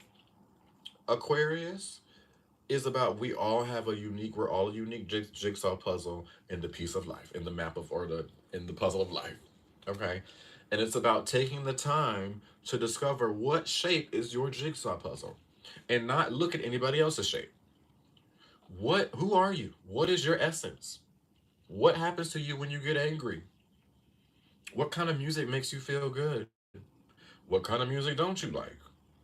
What's your thought process like? What ways do you change your thinking? Because how I change my thinking might be different from someone else. That's why when I do clients, I have to think about different ways people have different mindsets and structure themselves. I can't just give you advice from how I give myself advice. You get what I'm saying? So these things, learning and discovering who you are, what is your jigsaw puzzle? What can you ship and what relationship? Like to live. You get what I'm saying? Like, we need to know these things. Okay. We need to know this. Okay. What's your favorite kind of foods? Okay. What makes you triggered? What are you nervous about? What happened in your childhood that you don't want to happen to anybody else? Okay. What are your deepest wishes? Okay. We need to know these things. You get what I'm saying? Because people, once you know those things about yourself, you get to see that there's no one else like you. That's when you get to embrace the Aquarius. And then when you really see that, you also can see that everybody that comes around you that you attract is meant for you. The majority of my clients I attract are people that want to know more about astrology, yeah, but people that want to glow up, people that came from battered homes, people that have been stepped on, okay, very creative people that want to put themselves out there but are nervous, Okay. Who else comes to me? Basically that, because that was me. Okay. And since I've accepted that the things within myself, and now I'm putting that out there, I'm attracting people who like, you get what I'm saying? Like, so as you do that, you will attract all the people. Many people are like, I want my man. I want a relationship. I'm tired of the single life. But they're not fully themselves yet. When a man comes in, then you turn into somebody who's not your full self. You need some more work, and you need to be put in the oven again a little bit longer, girl. There we go. You've been sleeping on your music and tarot. I'm awake now. Exactly. Get on up. Get on up. Okay. Like literally thinking about, and also, what about you? What about that mindset? What about it is not? Like, think of the doubt as well. We need to do the work. This is also what Aquarius is about. Not just, oh, I have an insecurity about this. Okay, why? Let's get deeper into it. All right. When I first started my business, I had an insecurity about astrology. And I was nervous to share, and I wouldn't share that much about astrology. But until I sat and asked myself why. Why am I nervous about astrology? For one, when I first started, the aspects, how the transits happen, I didn't feel like I knew it that well. Okay. But I had to ask that. That didn't come up initially. That was kind of back in my subconscious. I just felt nervous, insecure about it. But I had to see, why am I actually nervous about this? Oh, I think other people might know more about transits than me. Okay. So then I had to sit and assess, is that something to be nervous about? Like, is it okay for me not to know much about transits? Yes, there's some people that don't talk about transits. Now, that wasn't my answer, okay, because I want to be a master of it. So I said, yes, this is a problem. I think I need to. And then what did I do to fix insecurity? I studied on transits. Now I understand them. You get what I'm saying? Like that heals it. Okay, but I had to do the work. I had to sit and like, why am I feeling this way? Now let me go ahead and transform that. And then the doubt went away. Many people still have insecurities with things. If I ask them, well, why is that? They can't even tell you. They just know they were triggered by something, but they haven't even had the time to like assess why actually they're nervous to put themselves out. Did you have somebody? I shared this with a client yesterday, maybe. We both have Chiron and Leo, and I was like, when I was younger, I'm a choreographer, I'm a dancer. You can see it on my page. Just finished choreographing a musical earlier this year. Like that's what I do on the side, aside from astrology. And when I was younger, I think I was like 5 or 6, and Gossip Folks by Missy Elliott came out, and that was the first time I actually choreographed a dance. Like I choreographed like a whole minute of my own dance, and I was so excited. Like, oh my god, my first time making my own dance. And I ran downstairs, and I'm like, mom, I want to show you my dance. So I'm like, and I didn't interpret that she wasn't paying attention. I didn't really see this. Okay, I wasn't thinking about this. I didn't see the red flags back then. Okay, but I came down and showed it, and she literally just looked and said, "Go back upstairs and sit down." Like, what are you doing? And it broke my heart. I was like, "Oh my god!" Like, now looking back critically, she also was extremely stressed at the time. She has a lot of internal issues about her creativity and doesn't have a lot of self confidence. So there's a lot of reasons why I didn't get the response I needed. But back then, though, I didn't know all that. So I spent years. Even now, when I choreograph, I still have worries of how it will be received from that one day back when I was 5 or 6. Okay. But it took me, so it's not like it's something repetitive. You could have these things from one experience, but you have to sit and ask yourself why. You get what I'm saying? Why is it, like you saw, I saw someone saying paralyzed by fear. Do you deserve to be paralyzed by fear? Is that something you want in your life? If so, okay, that's fine. You know what I'm saying? But what could happen on the other side of that fear? You know what I'm saying? And the thing about life is, many people want certain things, but life is also about the journey of growing yourself to get those things. So I find clients that are like, my relationships are falling apart. I wish I had better connections, better people around me. I'm not making the money I want, but I am too nervous to put and share my skills. And I'm like, well, girl, what about this? What happens if the friends and the bay, the more money are on the other side of you sharing your skills. You get what I'm saying? We are put here, especially if we're here in this age, as we move to the age of Aquarius, to share our skills and be who we're meant to be. Okay? And so many people don't realize a lot of the reason why certain other areas of your life are falling apart is because of one area. Do you get what I'm saying? For me, it was just self worth. I was in a whole bunch of terrible relationships, okay, pouring into people that didn't pour it into me because of low self worth. Feeling like that's where I just deserved. I didn't deserve people to pour into me, that kind of stuff. Okay. Um, and in career, I'm never making the money I want.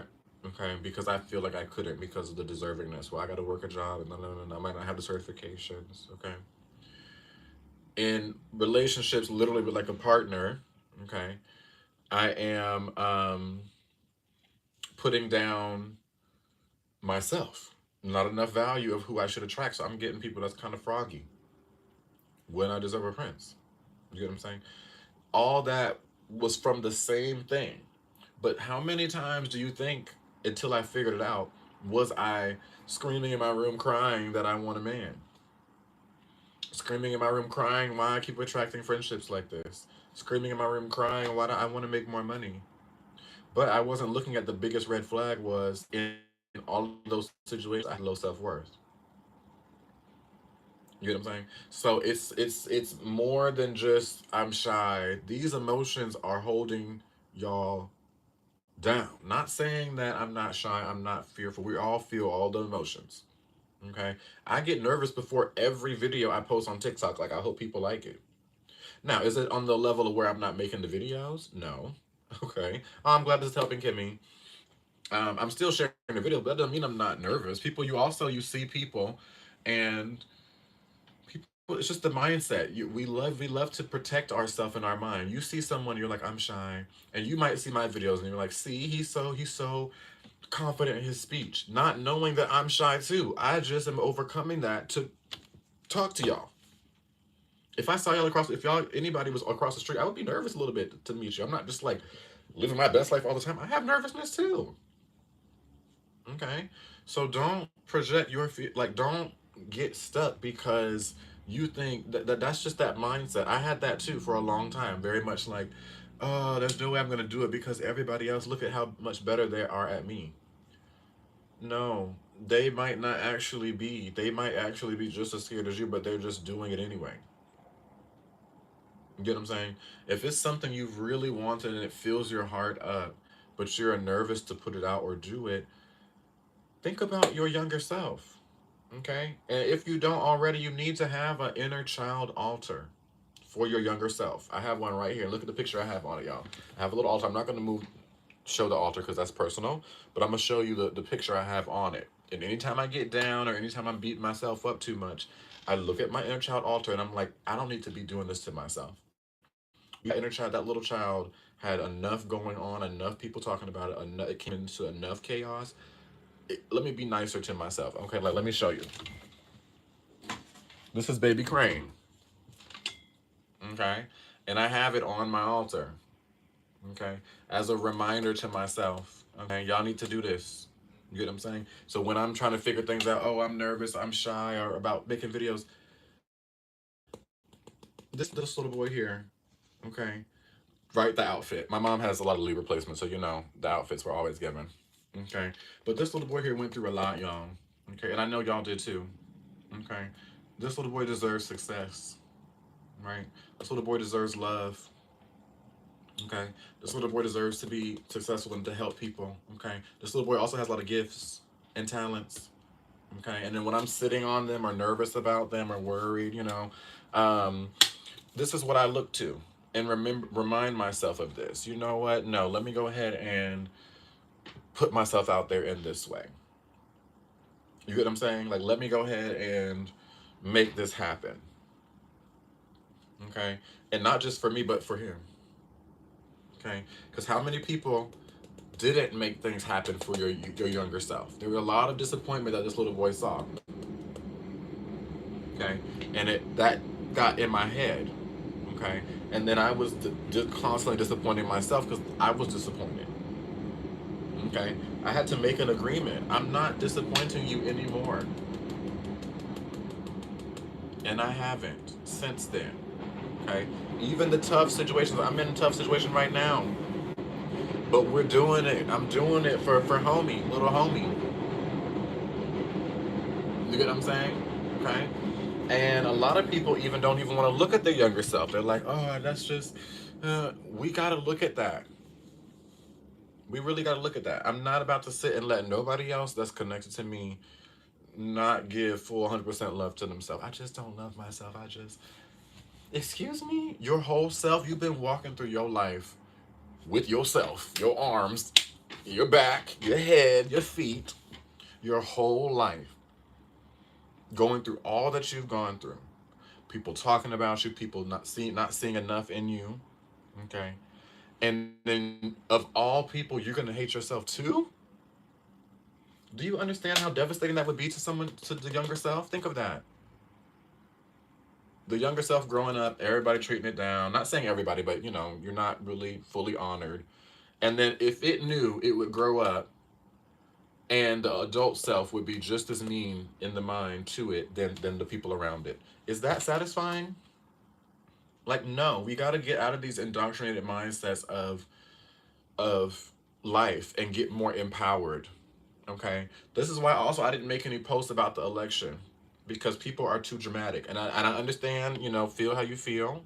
Okay, okay, many people feel different feelings, but y'all, have you not been through anything rough in your life? If this is something you about to jump off a bridge and never come back to America for this, how are we really gonna move into the age of Aquarius if our society is this easily thrown off? Do you get what I'm saying? Like, it's not cool to be the victim. Okay. Now, are we the victim many times in life? Hell yes. Okay, I'm not saying don't be the victim. Like, we are a lot of times. Okay, I just talked about how little homie was nothing but the victim. Okay.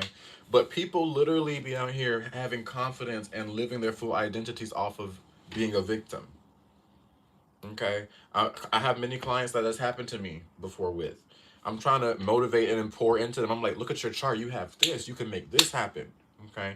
And I'm not saying it just because like I'm trying to like pick them up. No, I'm literally looking at the chart. Like, you have a chart of a millionaire. You can make this happen. You can make this happen. They're like, no, I don't know. I've gone through a lot of trauma and I have this and I have this. Like, that's cute. Like, that's something like, that's even an excuse. And also, like, everybody else hasn't gone through a lot of shit. We've all been through a lot. That's not an excuse. And I used to feel that too, like, oh my God, woe is me. Like, I would take pictures all like, just, oh, it's just so tough here and miserable and just, like, life is tough and miserable, okay, a good bit of the time. It's about half and half, okay? But are you making it worse on yourself? You know what I'm saying? Like, it gets too much sometimes. People get, it's just too dramatic. Like, I'm like, yeah, okay, I would want things to turn out differently. All right. But at the same time, I'm not about to sit here and jump off of. I got so many texts like, stay strong on the election result day. And I'm like, okay, thank you. But like, it took me way more courage to come out of the closet. It took me way more courage to be the only way I'm making money is through dance and astrology. It took me way more courage to speak up my truth against my family. It took way more courage to restrain myself, move away and be alone for years. An election I'm supposed to be falling on the ground for? Excuse me? Do you understand how disempowered that sounds and makes us look? Do you understand? I'm not saying that don't feel how you feel, okay? Feel how you feel. Many things I'm crying about. Y'all, I'm crying all the time. Many things make me cry, okay? But that doesn't take my power away, though. You get what I'm saying? Like, I'm not sitting here like, how am I gonna go on? So many people are like, how the world gonna, I'm nothing with the I'm like, y'all, like, come on. This is not like, toughen up, okay? And not from that space of toughen up. You already are tough, but you're not seeing it. We gotta see actually who we are, okay? We, if you are still alive and you've lived years and years and years and years and years and years,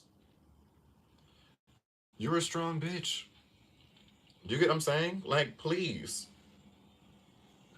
don't let these people that haven't been through anything, okay, have never had anything happen to them, have always had someone support them and figure things out, get you down and get you like figuring things out. I had a situation like that, so I'm about to call them out. Someone in my family, okay, would always put me down when it comes to my career. Like, how are you going to make dance work?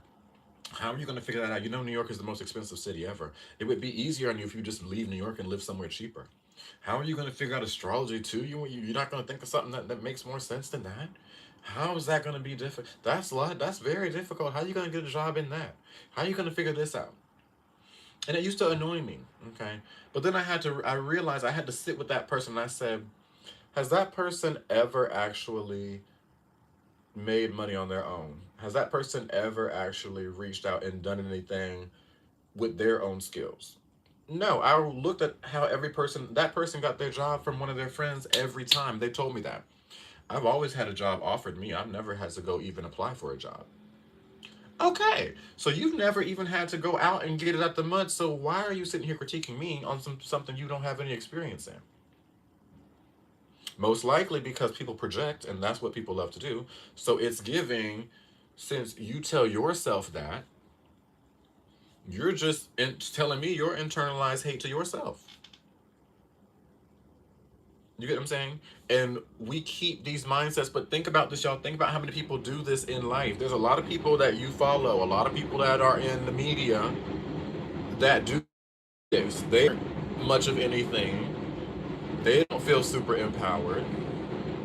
And so they're putting y'all down. Think about how many social media influencers drop their whole account because they say they get a few negative comments. Okay. Now, and I'm not trying to be like, like an asshole right now. This is just tough love. Like, I really feel like we need to realize how actually empowered we are. Okay. Because we're sleeping on ourselves. We're trying to act like we're not, oh, I don't know how I'm going to be able to make this on my. No, you already have it. You already have it. We are extremely strong. Okay. But we just got to see that in ourselves. Okay. We really do. And not be so this is removing the indoctrination, because for generations we've had that. If pastor didn't tell you it, it's not true. Okay, if you didn't hear it from the media, you can't trust it. That's how people used to think. They got all their sense of truth from something outside of themselves. Okay, and that's been happening for generations and generations, y'all. All right, thousands, like a long time. Okay, think about even like Martin Luther with not Martin Luther King, but even further back, Martin Luther with the Catholic Church. Like, this has been happening 1500s, 1400s, like a long time, using fear. Okay, and think about this: fear and power are on the same scale. Okay, I can feel very empowered to do something, and then fear is going to keep me from doing it. Okay, is it anger? No. I could be empowered, and anger might not necessarily keep me from doing something. Is it anxiety? Not necessarily. That's kind of fear. You know what I mean? Is it happiness? No. What emotion can keep you from your power? Fear. Okay. And so let's just look back in society over time at how much fear has been thrown into society. Okay. So I'm not saying, when I'm saying these things, I know it's not easy. Y'all, it's taken me over 10 years to do this transformations, and I'm still learning. Okay. But I'm trying to tell y'all, dude, like, I still got to tell the truth about it though. Okay. So I'm not trying to point fingers and stuff like that. We all have been in we are in a system that is indoctrinated. Okay. This is like people that I hate, people that are like, no, I'm not racist at all. I can't be racist. I'll never be racist. Okay. Especially if they're white. And I'm like, please shut up. I know, don't you don't have to say what you want me to hear. Okay. I have internalized racism sometimes. We grew up in a society that is inherently racist. So how the hell are you not how in the hell you don't have any internalized racism? How? If you're a person of color. How do you not have any racism at all if you grew up in a racist society? Okay. Do you agree with it, or do you mean that? Is that your intent? Okay, that's different. But we need to be honest and real. There's so many people that are over here just like, trying to appear like, no, I would never say this. I would never do that. Oh my God, I would never misgender anybody. I might misgender people, even much as I honor it. Sometimes I do. I'm sorry. That's just how I was raised with he, her for so long. This is something I'm still working towards. Now, does that mean that my intent is to come after anybody and I'm doing it with negative intent? No, not at all. But I need to be real with myself and stop lying so that I appear. Okay, this is that virtue signaling. Appear virtuous. Okay, remember I was talking about Pluto and Aquarius. Is that very Aquarian to do that? Or very Leo? It's Leo. That's that energy of trying to. Let me make. I want to get appreciated. I want to get clapped for. I want to be seen in the best light. Leo. So let me go about it this way. Versus Aquarius, honoring all the parts of yourself. Okay, yeah, I don't want to. I'm not somebody that. I'm a supporter. I'm basically I'm feminist. You know what I mean. I'm a supporter of the feminine energy of women, but I am a man, and I also grew up in a society that is inherently against the feminine. So, am I going to say some things on occasion that might be misogynist? Maybe, maybe. You know what I mean? Have I in the past? Yes. Now, have I clocked myself afterwards? Yes. Doesn't make me a bad person. You get what I'm saying? We got to get past that. Okay? Everybody shaming other people for, oh, how could you do that? How could you da da da da? When they do things, anybody casting anybody else out definitely is hiding a stone. Because when you realize that you're not perfect and you have parts of yourself that you're working on and you still might mess up down the line, then you calm down on other people. When I learned to love myself unconditionally, now I can chill with everybody unconditionally. I might not want to be around y'all, but I don't need to make you my enemy. We all have these things. I know people that are like, literally clients that have told me, no, there's, I don't ever want to, I will never harm anyone ever. Okay, maybe not. You don't want to, you don't have the intent to ever harm anyone, but knowing or unknowingly, you might harm someone. Stop saying you never will. Okay, we got to get past this fear of what others might think because it's really not you. It's really I don't want to tell people that I might harm someone for because of what they might think about me. You get what I'm saying? Yes. Thank you, Sada. Thank you for the follows, y'all. Thank you for the likes. I'm going in. I'm on a rant now. I'm going in. But this is the energy. Pluto. Do you understand what I'm saying? There's a lot of people like this. Pluto is. People are like, yay, Pluto in the Aquarius, yay. I'm excited, but a lot of people are. That's why I said a lot of people are not gonna like me because a lot of people are doing the exact things I'm saying. A lot of people. It's a lot of liberals. I'll just say that. When I moved to Colorado and I saw the Black Lives Matter signs, I thought I had found it and made it. I'm like, yes, people finally understand. People finally are, I got some representation. I was treated worse in Colorado than in South Carolina.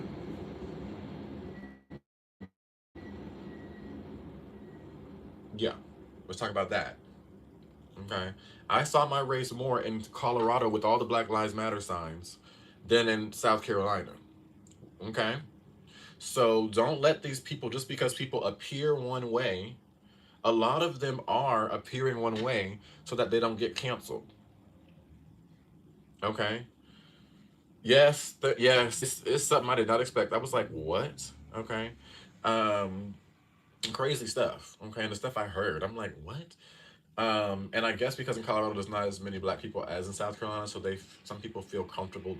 I have people come in and just saying all kind of stuff to me, and I'm like, do you realize that that's like really racist to say? And they're like, what do you mean? I'm like, Black Lives Matter with the fist up, and I'm like, oh my god.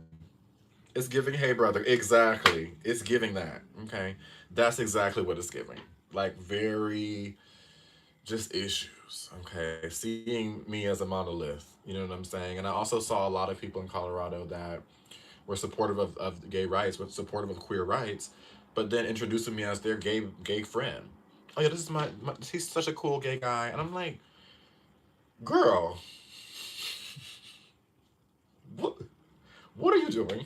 You get what I'm saying? Like that's not. Whereas in the South, even though there is a lot of hate for that, I don't get called out that much for being gay in the South, where I did a lot in Colorado, and honestly, I do the most in New York. You know what I'm saying? So it's not just because a place is liberal and blue that is you're avoiding things. We see the blue bracelets. If anybody in this live has one of those, please get off my live and take it off. Okay? Please. Okay? That kind of stuff. That's the virtue signaling I'm talking about. That's the stuff that's going to be cut down in Pluto and Aquarius. Okay? Um, Kimmy, may I ask what your open channeling session is? This right here. It literally is people, clients come in, and if you do the open and channeling about 10 minutes before your session, your ancestors, I literally can be getting water, anything. Your ancestors start talking to me. I start taking notes. They might share me rituals. Like I had a client yesterday that their ancestors said, please take care of your feet more. Like we need you to take care of your feet, get some new shoes. I'm sharing that kind of stuff. The open channeling, I do tarot, I do astrology, I channel. Like it's literally what I'm doing now. I'm giving you it all, you know. Whereas a birth chart reading or a love reading is more specific. Open channeling is just open channeling. Like I'm just, it's my favorite reading. It's like literally I'm just giving it all. That's what open channeling is. Oh, sorry y'all. That the reading is fire. Honestly, that was my favorite reading. The majority of people get booked the open channeling. The majority of clients that come to me once that come back get the open channeling, because basically anything the divine wants you to hear comes through me. Songs come out, like all kind of stuff. So yeah, but let's keep going. Thank you, Sada. You are literally the GOAT, honey. Okay. If y'all don't follow Sada, I can't say this over. If y'all don't follow Sada, follow. They're also gorgeous. So let's continue. Let's continue. Work is trying to disrupt me from the message right now, but I'm still catching what I'm supposed to. There we go, Taya. And Taya, you know it's gonna be on the playback. It's gonna be on the playback. Okay. But we've really got to dive really more into the power that we already have. This is what Pluto is doing, putting it into Aquarius. Okay. We all have way more power than we think. Okay. A lot more. All right. And we have to get out of the kind of like, oh my God, like just afraid of everything. Really. Okay, what is my degree in Aquarius? I'm not gonna tell you that. Sorry, I keep my chart kind of secretive. I'll drop certain things on occasion, but I don't want nobody knowing my full chart. Sorry. I'm just too Plutonian for that. I like to keep things a little bit secretive. But I'm an Aquarius though, okay? And a lot of placements in Aquarius. I just kind of, back in ancient times, y'all, people used to literally keep their chart secret because I can know someone's everything, how your childhood went, your inner fears, all kind of stuff. Okay, how many kids you might have, like deep wounding, your insecurities. I can see it all in the chart. So if you don't want someone to know that, don't share that necessarily with them. You get what I'm saying? Yeah. Now, I'm not saying I don't want y'all to know that. Like, I'm pretty open book. Oh, Brandon's in the chat. What's up? I'm pretty open book, but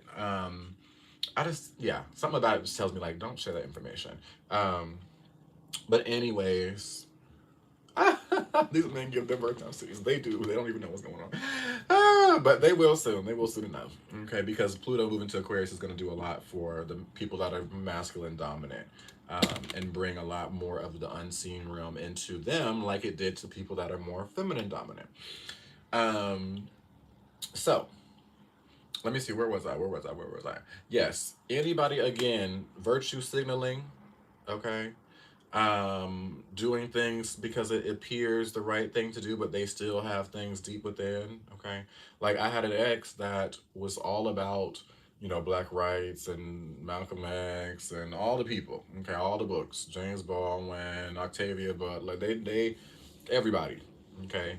Angela Davis, like everyone, they so much awareness. They were always talking to me about that, always like, you're black, you want to make sure you're putting yourself out there in this way. Talked about that, me being black and the housing and how it's more difficult for black people. And then the relationship ended because they put me in at risk for being homeless. Okay, so this is the energy. People will be seemingly so authentic and like, oh yay, like I'm so accepting, when things get real, you start to see their full self. Okay, and so this is that energy. Pluto and Aquarius is coming for all of that. Anybody doing anything for someone else. Not saying for someone else, like, because you're supposed to help people, but like anybody that, yeah, it's just not being their full self, literally. You know what I mean? And that's not just in your self expression, that's in how you speak. If you're still holding your tongue and your personality is not the type to hold your tongue, that'll be called out, okay? In the way you, with your career, we already talked about that. If you have certain skills but you're sleeping on yourself, okay? And this is the thing. Why don't you want to not sleep on yourself? Anytime I feel a fear of like, or I have something come up, like a nervousness, you know, like I saw a TikToker that's a spiritual practitioner. They had like 1.5 million followers, something like that. And I was like, oh my God, that would be so nice to have because like the amount of reach I would get, people, I'd just be helping people all over. And I'm like, I don't know if that'll ever happen though. But I was like, bitch, whoa, where did that thought come from? Like, whoa, what? Of course it can happen. Like the videos is given already $1 billion quality anyway. Why are we whoa, check myself, check myself. Okay. I'm not just gonna sit with that for years and years, like I don't know if that'll happen and just have that feeling in me. Ooh, that's toxic. You know what I'm saying?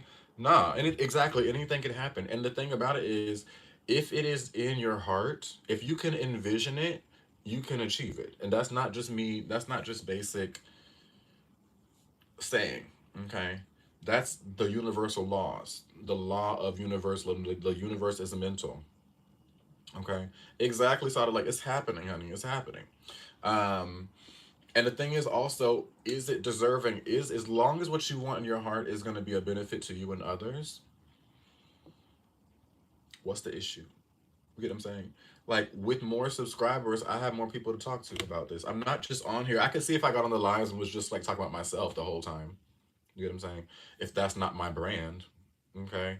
If I'm saying I'm here to help the collective and I'm on live talking about myself, okay, maybe I don't need a lot of followers because I'm not doing what I'm here to do, okay? But let's say more money. What would happen if you got more money? What would your life look like? What would you do? Okay, I already know. Like the second I would start getting more money, I'm like, oh my God, I want to open this. I want to start. Then I have more time to be able to sit and write a book. I want to open up a center. I want to open up museums in Europe to have more people of color and more queerness in Europe. Okay, all these things. I have all these ideas. That requires a lot of money to be able to do all those things. So why would the divine not give me that if it would benefit the public?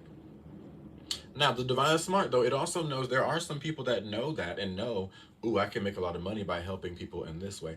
That's when your stuff isn't going to grow that much. Okay. Um, that is when, um, things aren't going to necessarily pop. But if it's coming from a genuine place, boom. That because this show is not being ruled by divinity. Lexa, what do you mean? Oh, thanks. Um, it is. Everything is ruled by the divine. But that is that just threw me off. What was I talking about? Not getting lost in those thoughts and where you allow the creation of abundance. So yes, yes, we can throw things off. It's really crazy too. As like a dancer, when I'm improving, I'm not trying to like think. Anytime let my mind take over, I don't know how to move. Like when I'm teaching dancers, and I'm like, they're like, I don't have any ideas coming, and I'm like, it's because you're thinking of ideas. When you just like let the music, like just chill, don't move yet until the music starts, making you feel something. But your body will move. It literally is gonna do its own thing. When you start judging it, like, what am I doing? That's when you fall. You get what I'm saying? Think about like when you're riding. I've done this like when I'm riding a bike in New York City and like it's tight. Like it's like I'm trying to get through a tight car. When I'm thinking about every little angle, now I'm gonna run to the car. But when I'm just kind of like kind of surrendering and like going with the flow, and not getting my mind too much in it, then I get to coast by. You get what I'm saying? Okay. Same thing as let me do a little balance for y'all. Let the music play. Exactly. You gotta let the music play. Oh, thank you, Fonzie. I think that's how you say your name. Like a balance, y'all. Let me show you. Ooh, I can use the restroom.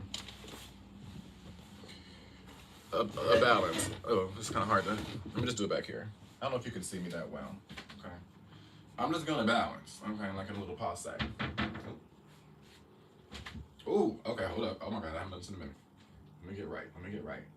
All right, there we go. Oh, whoa, whoa, whoa. Hold up, hold up, hold up, hold up. Okay, there we go. There we go. Now, if I'm just thinking too much about it, it's gonna throw me all the way off. You know, I have dancing there like, I'm like, whoa, just relax, relax. Like your body figures things out. When you use your mind too much, then it just tosses everything away. Because when we said before, the feminine comes before the masculine. So if you're trying to make something happen, to figure it out, to make a plan, okay, this is going to not work because you need to first receive, be inspired, feel it out, and then move. You get what I'm saying? Um, so yeah, this is what Pluto is doing in Aquarius, okay, as it moves in tomorrow. It is going to expose anything that's not authentic, okay? So all these people on social media that are, you already started to see it. TikTok just made like a new rule where if you're doing clickbait, they're not going to promote it. This is that kind of energy. Anybody not being fully authentic or only doing something you're only shining for attention.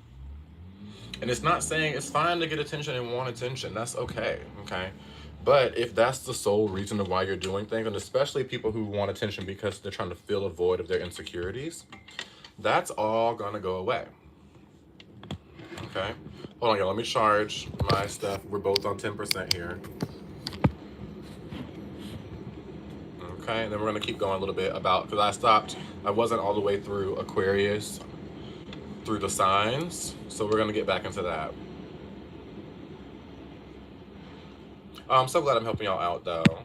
Make sure as well you are followed. Make sure you have the live notified so you know when I'm coming in. If you want to plant a seed and give back to me for helping you out, you know my Cash App is the Water Bears Tea. What else do I say? Make sure you're following the YouTube if you're not on the YouTube live right now, because a lot of my content is there. Oh, hydrate. Thank y'all. Thank y'all. Y'all can tell I'm getting dry.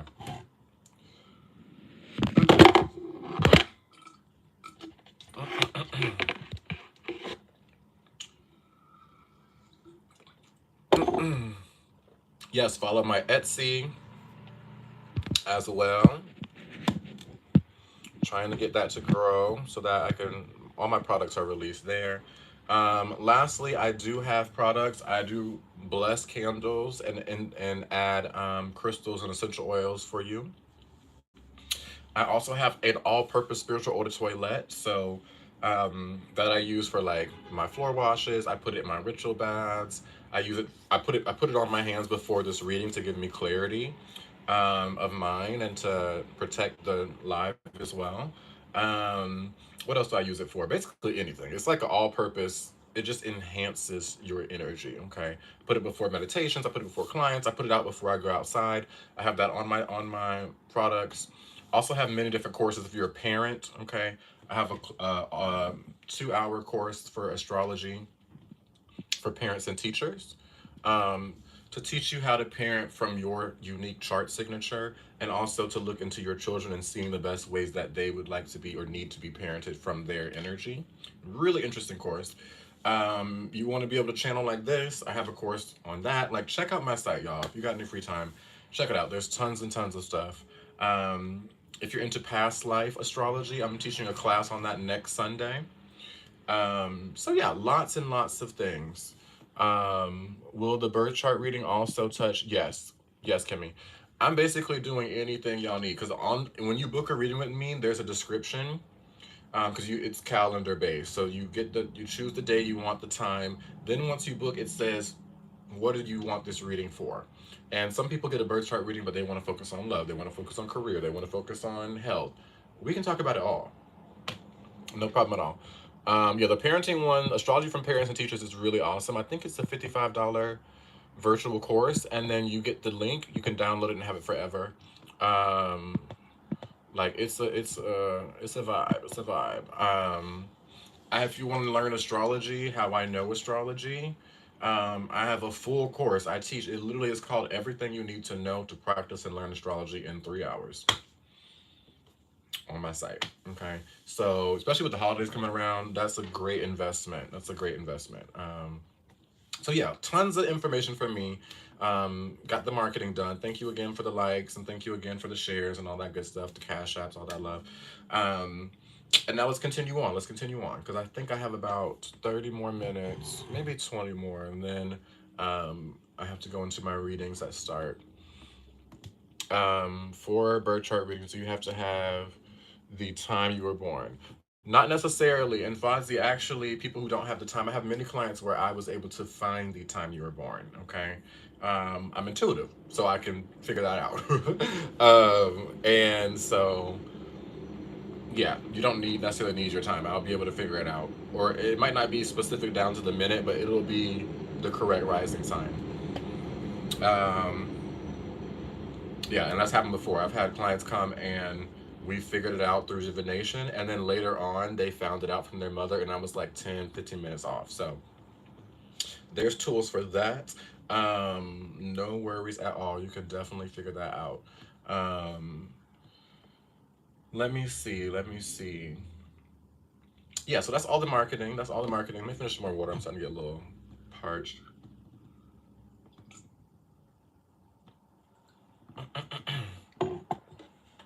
Now, let's get into Pluto and Aquarius. Okay, I'm gonna bring it back from what I said before.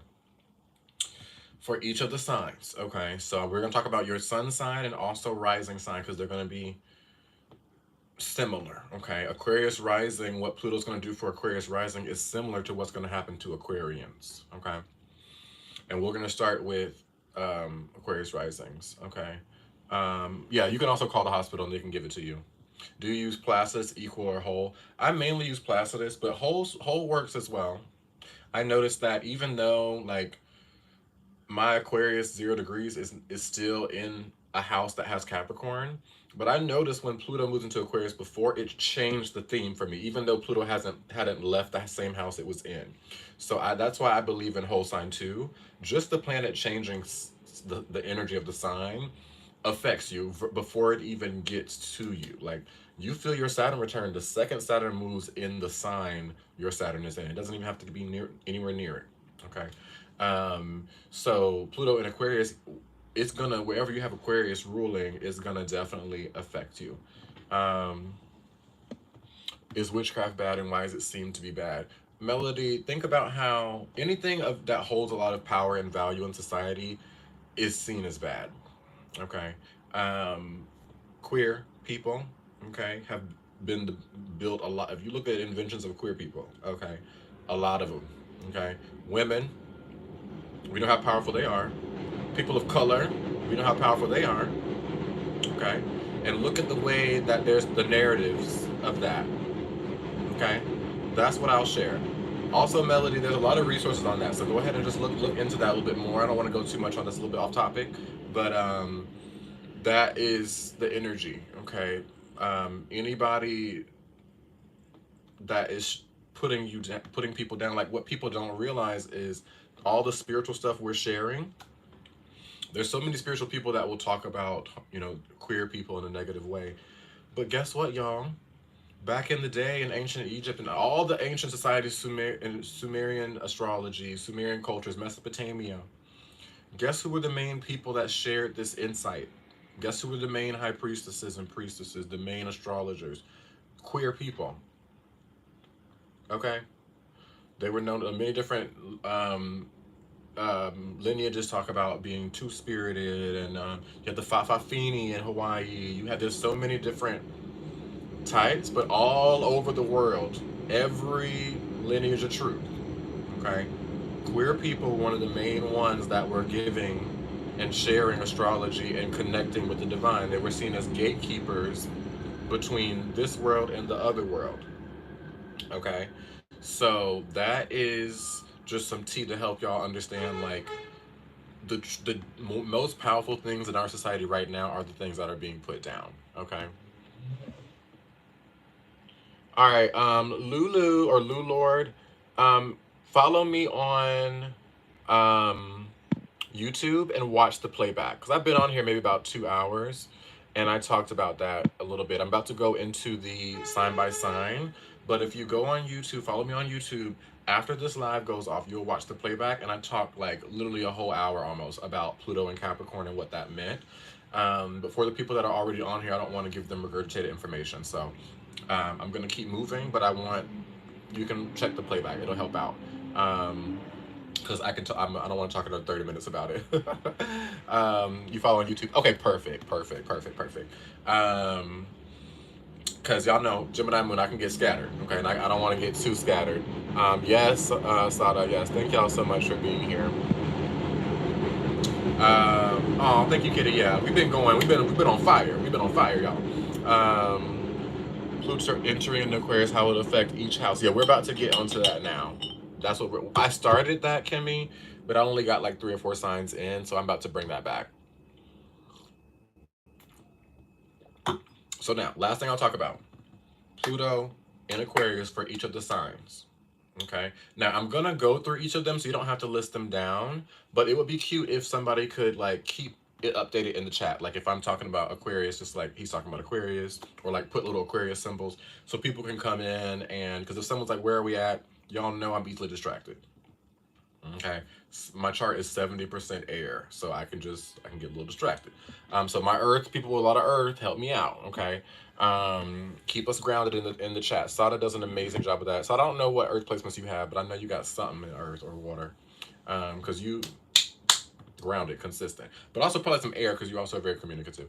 But anyway, so let's continue on. So for Aquarius, we're gonna start with Aquarius. Oh, Kimmy, 50% Earth. Oh, that's nice. Okay, cool. I like that. For Aquarius, okay. Actually, I also have a really cool fact. Can I share a fact with y'all really quick about past lives? Because I was teaching the class literally yesterday, y'all. I thought my class was yesterday, and I took my notes for it, and I'm so ready and so excited to get into the class about past lives. And the class is this weekend, this upcoming Sunday. Okay, and I was so excited, y'all. I had these notes, and I'm like, I get everything ready, all my pictures and everything, my chalkboard, everything I need.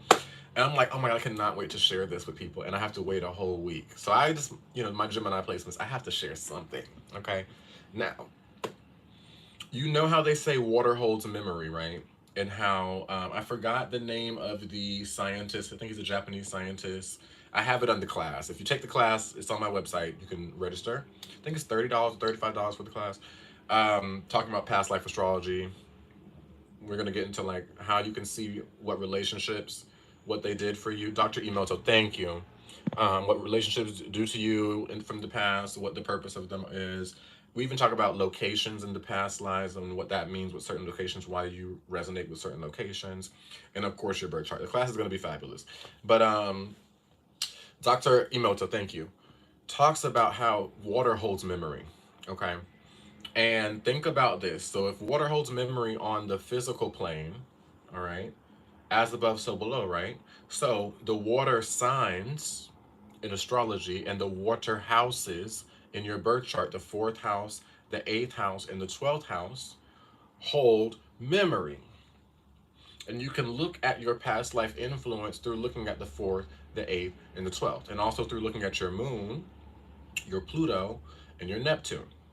Okay, that tells a lot. Now, I don't need the placements in the chart because we're not going there. I'm just sharing a little bit of tea. Okay, this is where we get to learn. Okay, if you follow me, you know I'm gonna share a lot of information, but I'm not spoon feeding. I'm not a spoon feed kind of girl. I will definitely give information, but I have Sun conjunct Saturn and Mercury conjunct Saturn.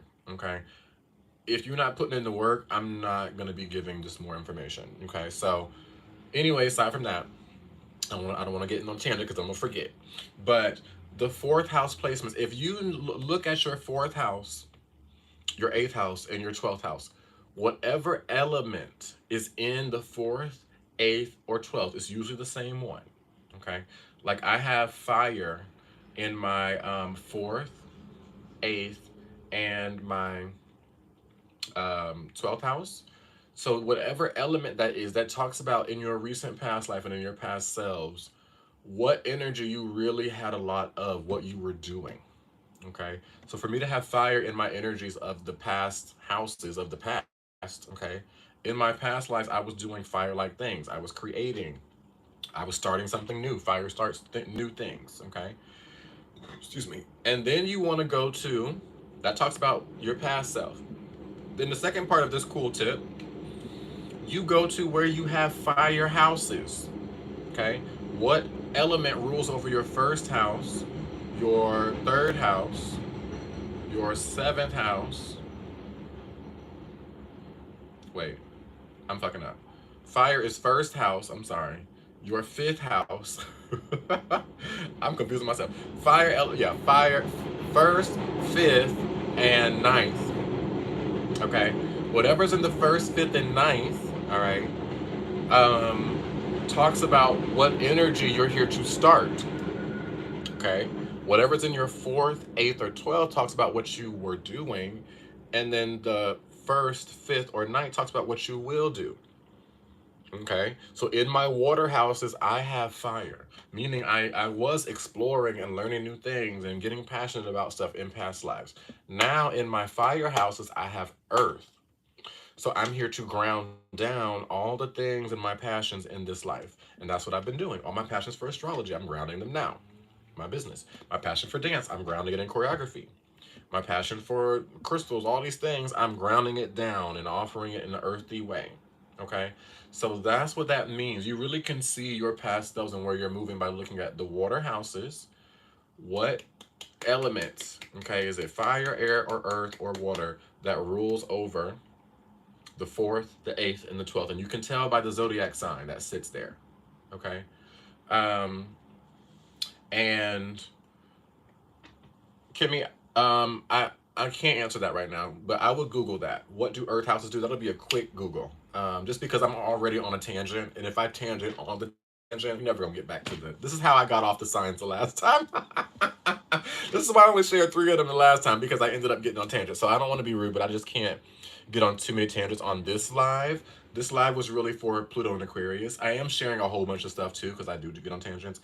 But the majority of my lives are just Q&A, where I come on and I just share like whatever you questions you have, I answer it. You just happen to be on the one live where I have like a plan, and I just am so airy that if I answer too many questions, it'll throw um, me off. And then if I answer one, then I'm sure someone will ask or answer, what about the firehouse? What about the water? So it just gets, yeah.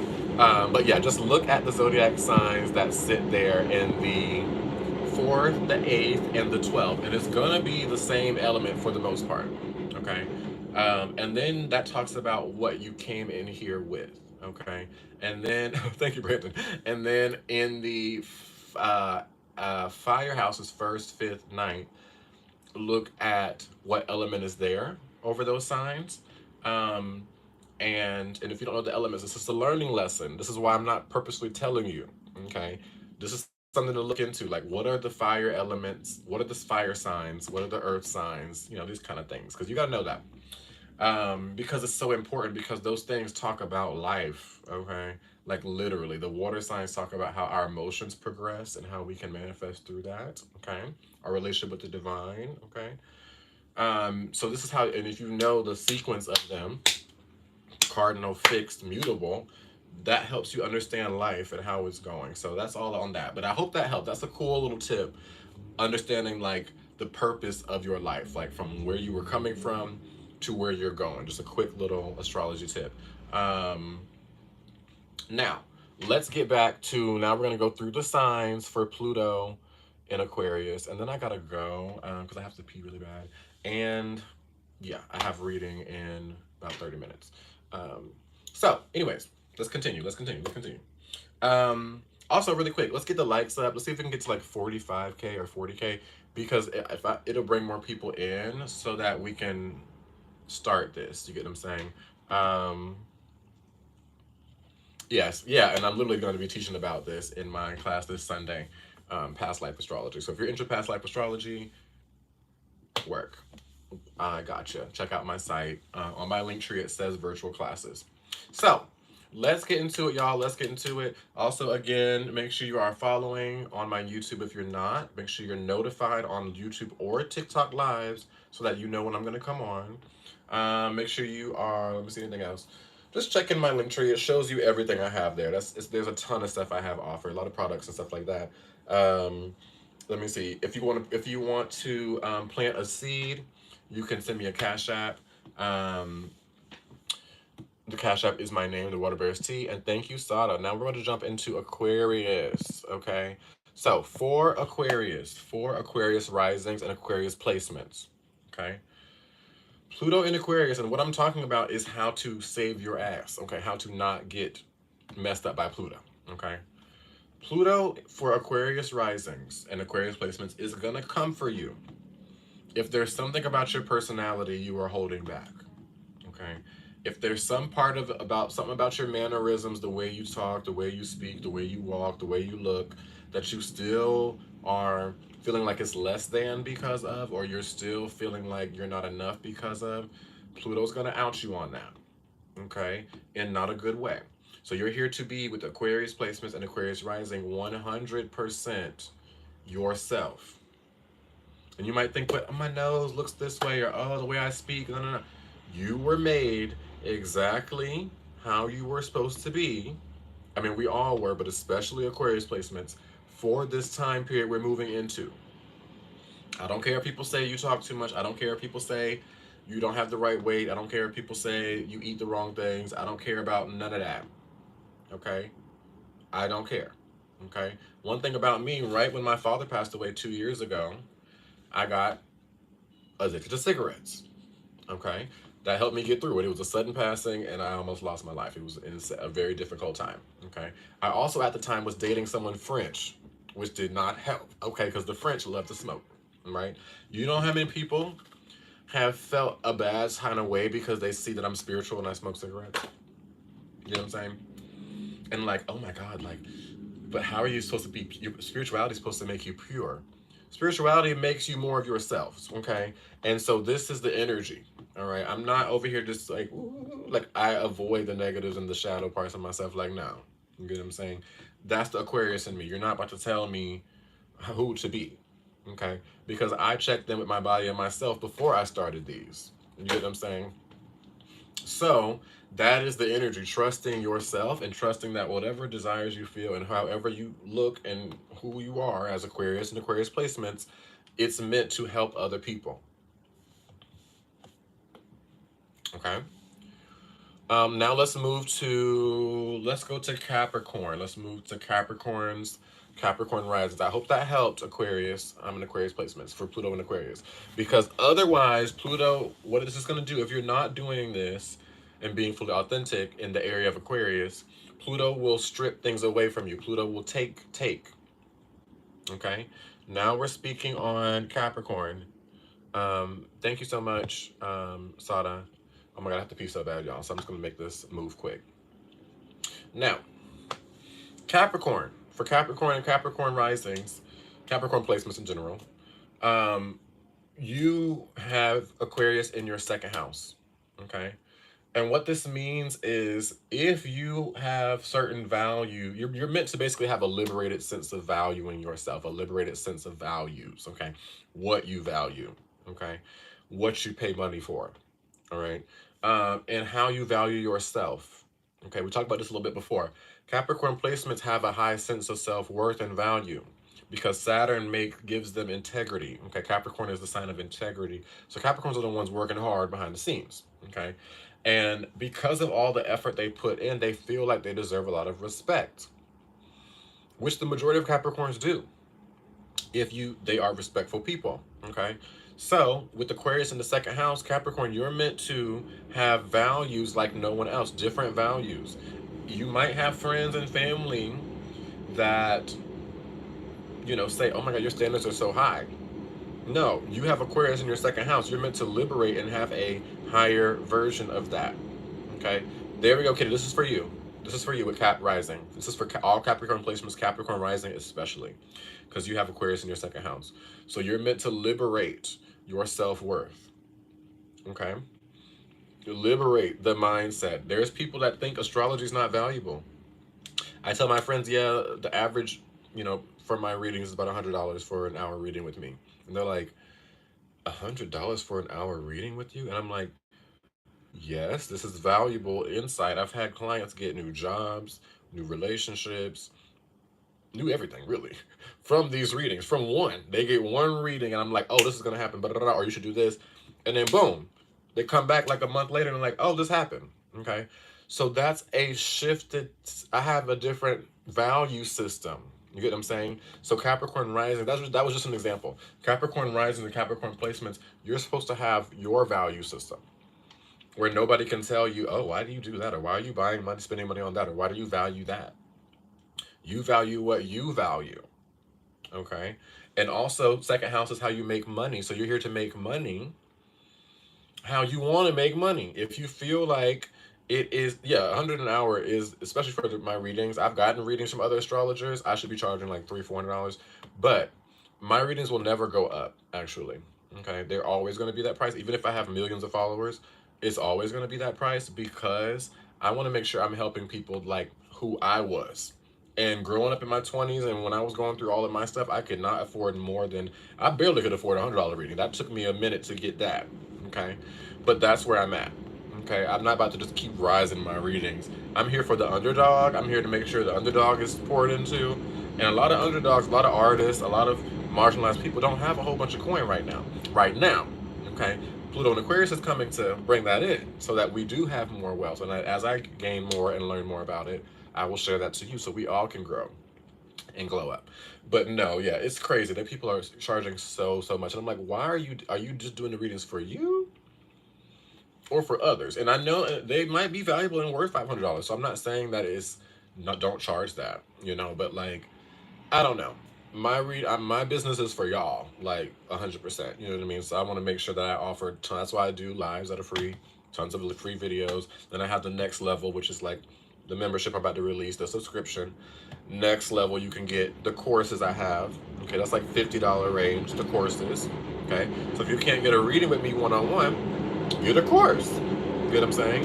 And if you can't get a course yet, watch the playlist videos for free. You get what I'm saying? So that's why I'm here. But anyways, Capricorn, same thing. Money, the way you make money, different. Shift it up. Okay. And release any mindsets or value systems around making money or your worth. Oh, well, how am I going to make this much money if I don't? No, no, no, no, no, no, no. It's hard. No, no, no, no, no, no. You deserve to have money because you're alive and you deserve to have money. Okay. With Aquarius, there, it's also about seeing your worth in a different way, Capricorns. Don't just say, oh, I am. Don't only see your value from certifications. Okay. I found out I have a wealth of compassion, a wealth of patience, a wealth of ideas, a wealth of wisdom, a wealth of intellect. I know y'all have the same.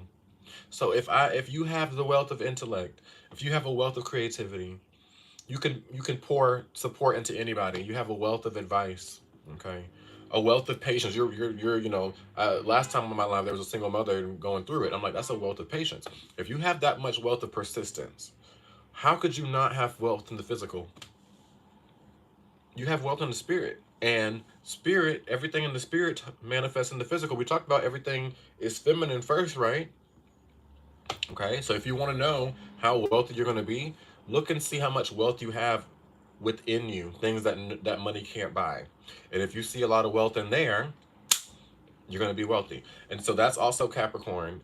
Okay, Capricorn in the second. I mean, with Aquarius in the second. You're here to not hold yourself back because you don't see the fullness of your wealth. Liberate that. That's Aquarius, where we need to liberate. Now, let's move to Sagittarius. Y'all, I also may not make it through. I may have to run out and pee really quick because it's just really, really real.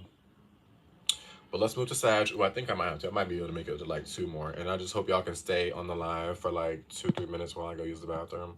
Because I drank like this whole thing. And it's just it's kind of real. Okay, y'all telling me to go? Okay, because like y'all, it's like getting worse and worse. I'm like, ooh. So what I'm going to do is I'm going to play some music. Now, YouTube, I'm sorry, because they always demonetize me on YouTube. So what I'm going to do is mute YouTube, and I'm going to play a song. And I think by the time the song will be over, I'll be back. But I got to pee like a racehorse. If you're from down south, you know what I mean. My dad used to always say that. Okay, let me. Okay. Dang it. I gotta enter my password, y'all, to my computer. 1 second. Okay, work. Now. Ooh, I'm about to heal myself, Lord. Okay. Oh. Ooh, let me get some music. Oh. Oh. Oh, let's talk about it. Since we're talking about Saturn, might as well play this song, Karma. Oh, let me mute. So I'm muting on YouTube. I'll be right back though. I'm gonna unmute when I get back.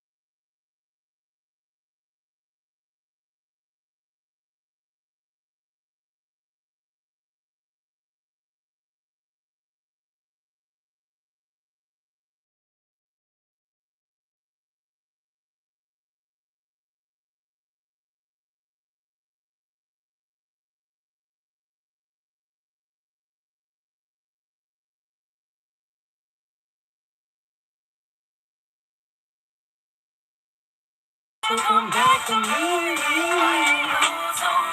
Goes around, what goes up must come down. Yes, y'all. Okay, I'm back. I'm back. Whew, thank y'all for your patience. I feel like a whole new person. Oh my god. And I forgot to get water. Dang it. Last little bit.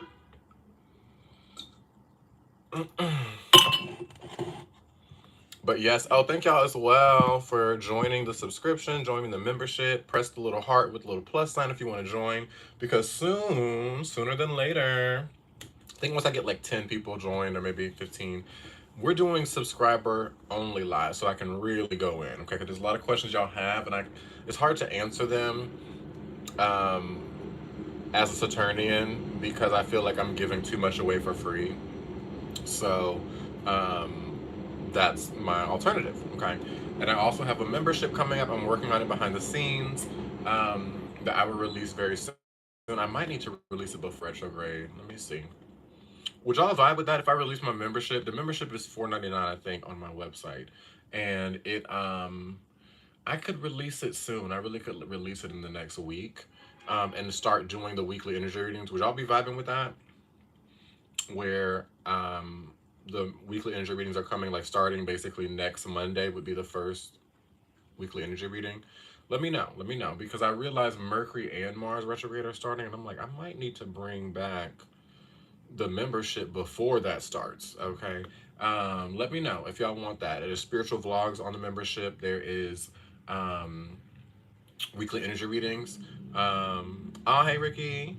I'll definitely will join. Okay, yeah, I'm thinking that people might vibe because I had it back in the day, a membership, and I had maybe like 10 members on it.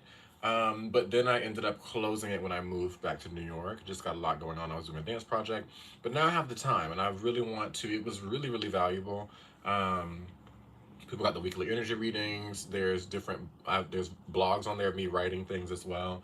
um, and on the membership I can post anything. I can make a video about the politics. I can make a video about what's going to happen collectively globally, what wars. Like, I'm predicting there is going to be war coming up soon. Okay, but I can't talk about that on here, but I can make a video and post it to my members. You get what I'm saying? So I'm gonna work on that. I'm gonna work on that over the next week and drop that for y'all. Yes, happy Monday. Welcome in, y'all. So let's get back into it. Let's get back into it. Now, let's get into Sagittarius. Thank you, Sada, for keeping that up there. And let me repost it because I think it's gonna go away in like oh, I can't repost it. It's okay. In like 45 seconds. But let's get into, so Pluto in Aquarius. We talked about how it's going to affect Capricorns, and we talked about how it's going to affect Aquarius. Okay. If you missed that, go back on the live stream on my YouTube page for the playback because I talked about it twice already now. Now, thank you, Sada. Let me go ahead and repin this. Okay, now let's get into it for Sag. So for Sagittarius risings, or wherever you have Sagittarius, if you have Sagittarius placements, okay, Sag rising, Sag sun, Sag moon, even where you have Venus, like this can apply for all of them, okay? Aquarius for Sag is in the third house, okay? And the third house is about our mindset, our mental health. All right. You can look at your mental health, and if it's low, by looking at your third house. I have a video on that on my astrology playlist on TikTok. Okay. Don't Not gonna get too much into that, but because I have the video on it. But whatever signs in the third talks about your mental health and how to handle it. Okay. Um, and for Sag, Aquarius is there. Okay. Meaning that many Sages could feel like I'm nervous to say certain things. I'm nervous to speak authentically because I've been shamed for what I say. Okay. The things that you do, not a Carolina Gamecock tag on the car. Okay, come on, South Carolina and New York. I love when I see South Carolina tags in New York, but not the Gamecock. I went to USC for 2 years. Anyways, so third house is how you conceptualize things, how you think. And Sag risings are here to liberate the way they think. Okay, Sag risings have such Sag placements have such Sag sun, Sag moon especially, have such big ways of thinking, big mindsets. I want to do this. I want to do this. I want to do this, and because of society, okay, and like literally wherever Aquarius is where you were conditioned negatively growing up. Okay, like where you were conditioned to restrict parts of yourself or hide parts of yourself. Okay, it's the parts of you that were bullied. Okay, so Sag is this main area was your mind.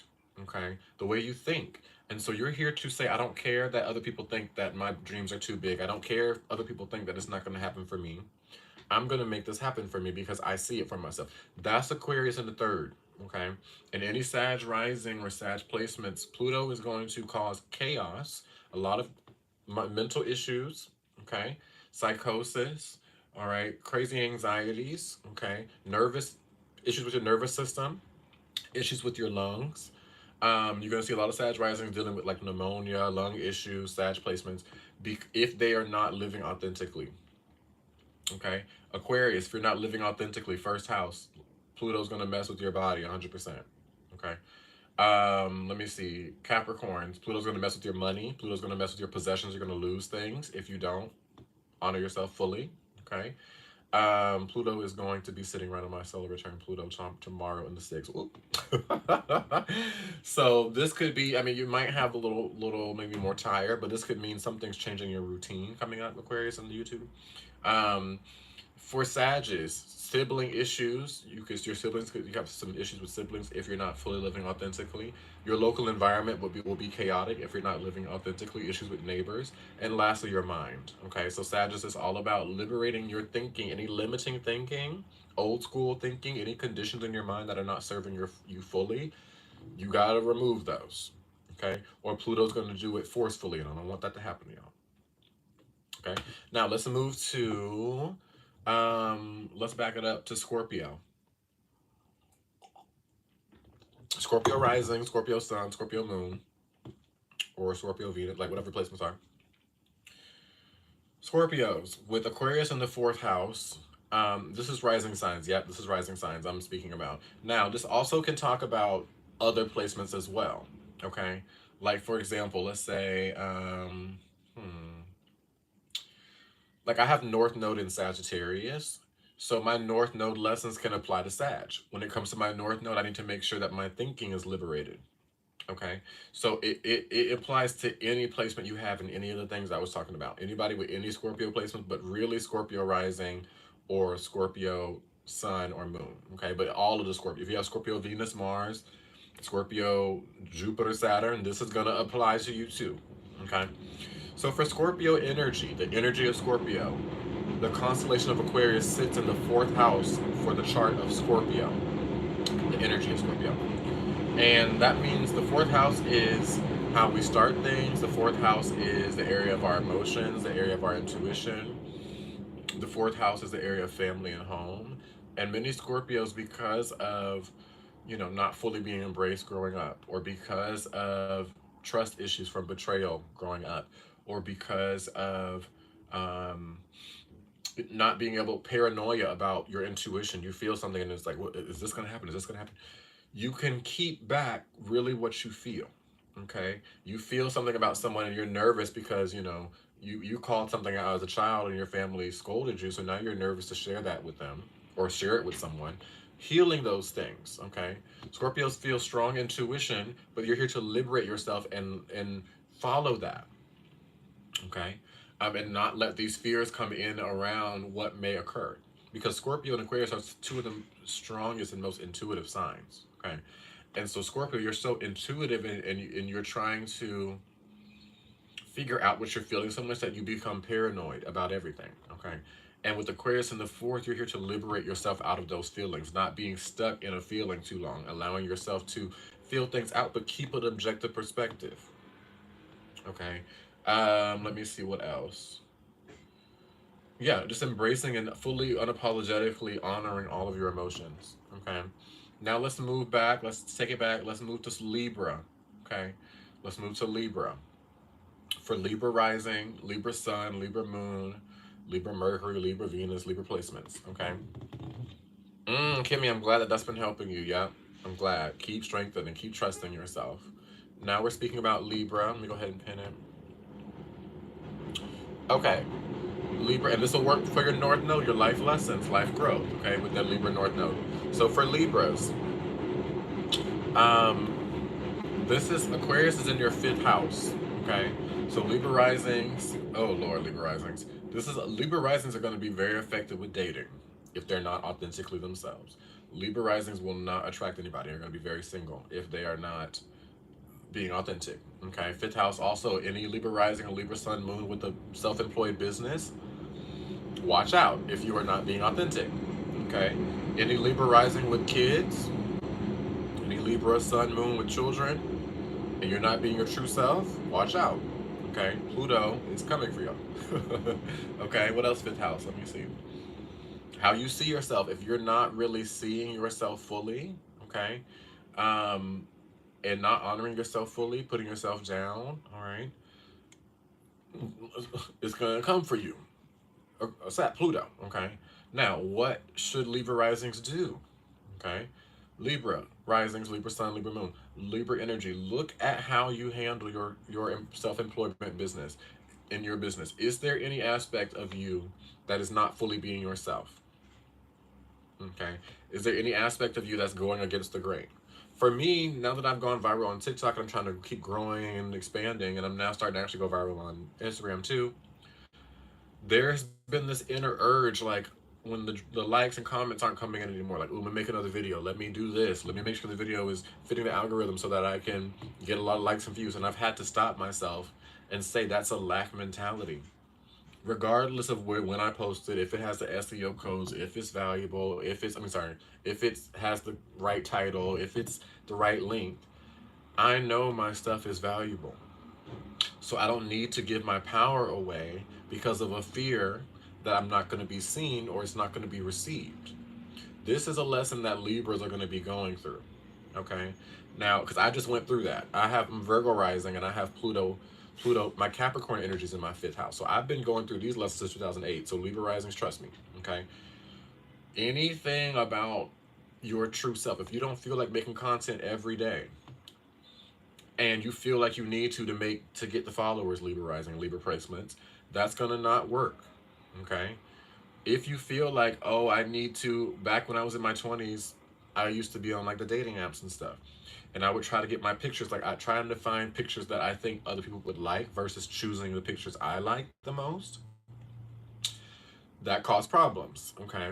So Libra, it's about you being fully authentically yourself in your self-employed business. Okay. In your with your children, fully you. Okay. And this could, I'm hearing, being more honest with them as well. Libra, you could be trying to be like the perfect parent and like trying to act like you know everything and know how to fix everything. When I have kids, certain times I'm gonna be like, y'all, I'm confused as a parent. I don't know. I'm doing the best I can. Like I'm being honest with them instead of my parents tried to act like they knew everything when they didn't, and I could tell they didn't. And that now I can't even trust y'all because you're not even being honest to me, and we can't even really have a true relationship. Libra, you might experience this over the next 20 years with Pluto and Aquarius, okay? You need to be authentic and real with your children, okay? With your self employed business, all right? When I have clients, certain times I will intuit something and I'm like literally with my client yesterday, I heard Charles was right. And I was like, Charles was right. Who was Charles? Like, I didn't know what that meant. I didn't know if the person in the session would understand it. Okay. But I had to trust, and just I was thinking, well, maybe they think I'm crazy. Maybe like I'm just saying these random phrases. No, I need to trust what I feel. I said, hey, I don't know where it's coming from, but I feel. Let me just tell you, Charles is right, and it actually was something that they needed to hear. Okay, this is that energy Libra placements. Anything in your creativity, yes, creativity too, with your self-expression. Any kind of like, I don't want to necessarily put myself out there, or you do a sketch and you feel like it's not perfect, so you don't share it and in your heart you want to share it. Pluto's going to cause issues with that. Okay, so Libras, we spent a little minute on y'all, but I want to be able to help y'all out because I just finished my Pluto in the fifth house lessons. Okay, any sacrificing of the self to try to get love from anybody is going to cause you alone. Pluto, I mean Libra placements. Okay, just being real.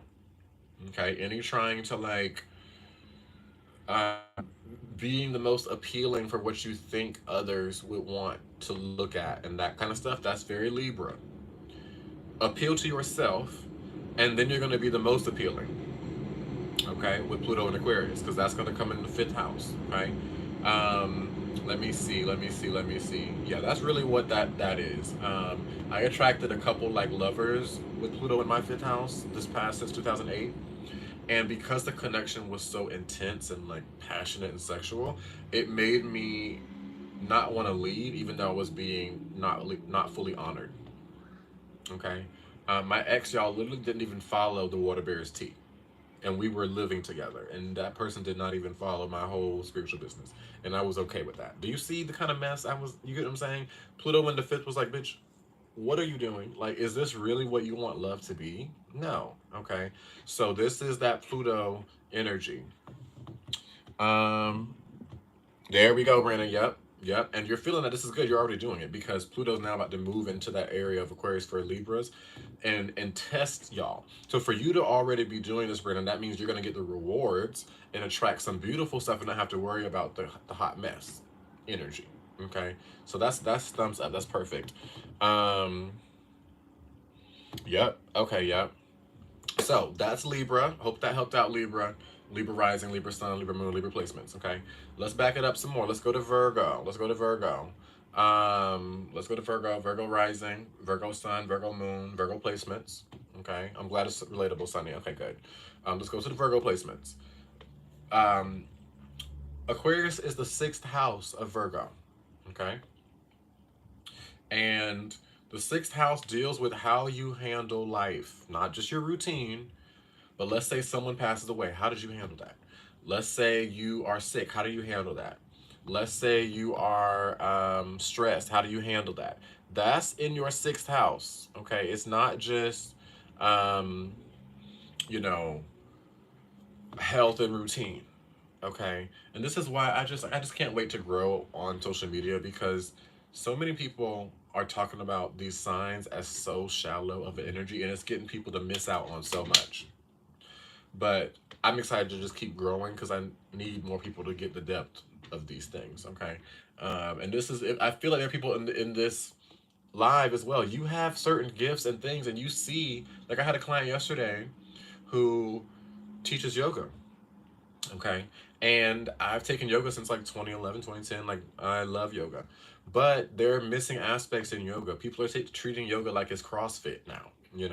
And they were talking to me and they're like, yeah, I'm noticing like there's nobody that everybody's doing yoga, but there's just I don't see anybody doing it like me. And I'm like, boom, exactly. You need to be the one to the front.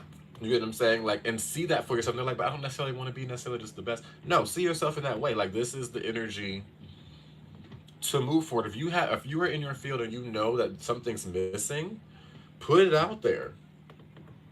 You know what I'm saying? I was sitting here all these years as an astrologer and I'm not all these people that are going viral. I'm like, they're going viral.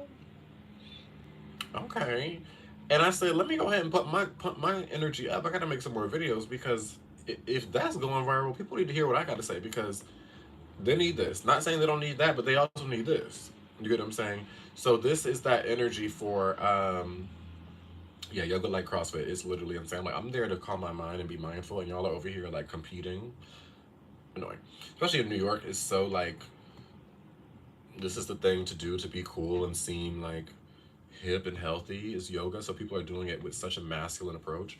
Um, how do I become my own muse instead of looking outside of myself? I says we're gonna jump into that. I'm gonna jump into it really, really quick. Oh, thank you, Kitty. Yeah, you already got me. You have to look at what you're good at, okay, and not do it from an insecure place. Like, what do people come to you for? Do you have friends that call you when they're confused? Do you like to draw?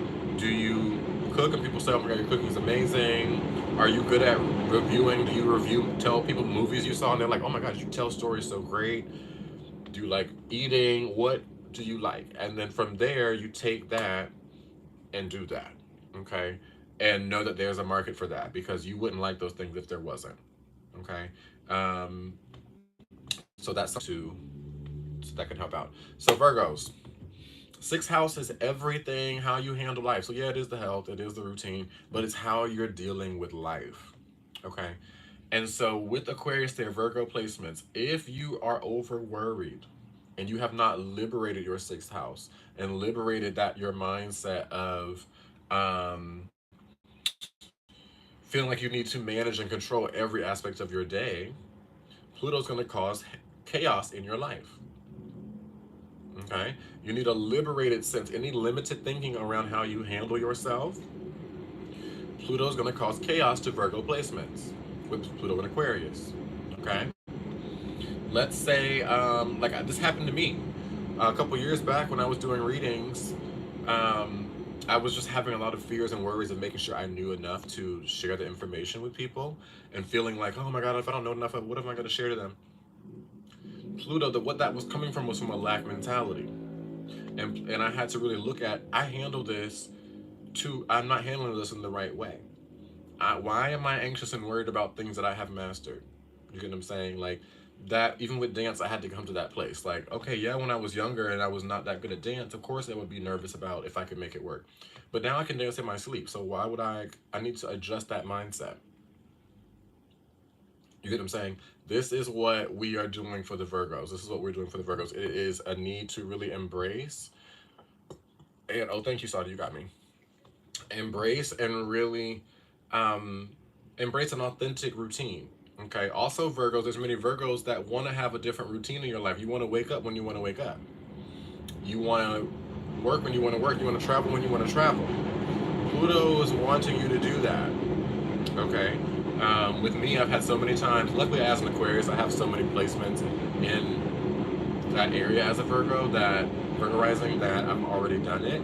But I went through a lot of fears of how am I going to afford doing astrology and dance and get my bills paid. And that Aquarius sixth house had me to look and zoom out, see the bigger picture, not just be so subjectively focused on me, Leo, the subjective focus, and remember that I'm not alone in this. My creator is watching over me. I don't need to know exactly how I'm going to get my bills paid. I just need to know what I'm going to do to get my bills paid. Okay? Create skills and keep mastering them so I can get more bills paid. Okay? That's for Virgos. Okay? With that energy, it is the we need to learn to de-stress and calm down. Okay? And learn to find other placements of stability outside of ourselves. All right. And not feel like we have to have everything figured out or have everything planned, and be able to surrender. Okay. A liberated mindset, a liberated routine, also liberated health. Okay. I've had people, especially I'm a dancer and I smoke cigarettes. So you understand how many dancers talk shit about me? Okay. But the thing about it is, I know my body. People say, I know my body.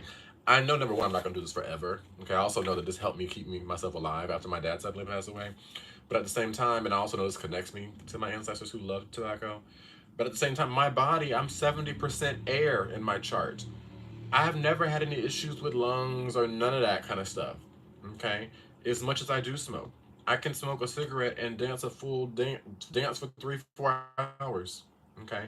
That's my body. Now, something that I can't do a lot of is liquor. I can have max 2 drinks and I'm out. You get what I'm saying? So, sixth house Virgo, okay, for Virgos, Pluto and Aquarius is asking you to know your body, know your routine, okay, and do that versus what other people are telling you to do, okay? Follow what works for you, okay? If you can handle, if your health works for you and you're feeling good, don't let other people make you feel bad, okay? You might not have these societal body standards, okay? You might not have the standards of body or mindset or even intelligence. You might not have the standard of intelligence people see as the right kind. Embrace what you have because it's right for you, okay? That is the energy with that Virgo and Aquarius in the sixth for Virgo placements. Seems there's a very general theme between of these, and that's do you. Yes, yes, that is Pluto and Aquarius. Aquarius energy is do you. Literally, that's what Aquarius is. It's about the parts of you. Aquarius rules how we're each a unique puzzle piece. And I can't fully be myself if we're all trying to be different puzzle pieces. How is the world going to really work? So Aquarius is about healing the parts in yourself that make you want to change parts of your puzzle and be like someone else. And embrace the parts of yourself. Like I always wanted to have a bigger body, like big chest, big arms, big muscles, like all these. But I'm more of a thin girl. Okay. I also both my sisters got ass and titties and like body. And I always loved, like I've wanted body. Okay, my whole life. I was picked on for being the popsicle head and being so skinny and all these things. That is just my body.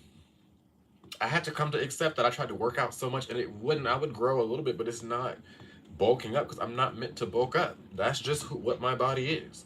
If your body is meant to bulk up, let your body bulk up. Let be who you are. You get what I'm saying? We got so many people that are fighting themselves, not loving themselves at all. They haven't eaten something that they've enjoyed in years because they are so focused on this standard that's not even their standard.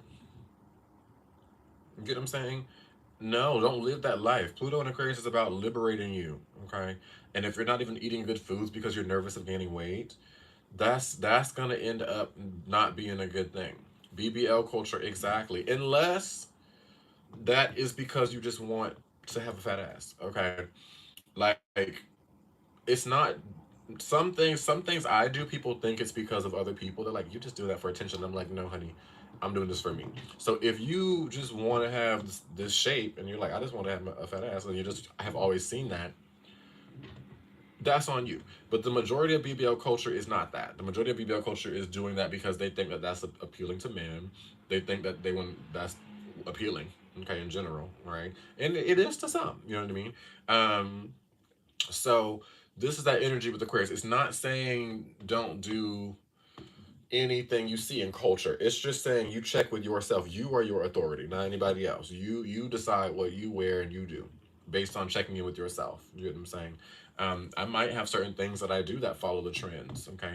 But I didn't do it just because everyone else is doing it, or I didn't do it because I'm gonna get kudos because it's cute. Cloud chasing is going to get you completely losing everything with Pluto in Aquarius. Okay. Cloud chasing is Leo energy.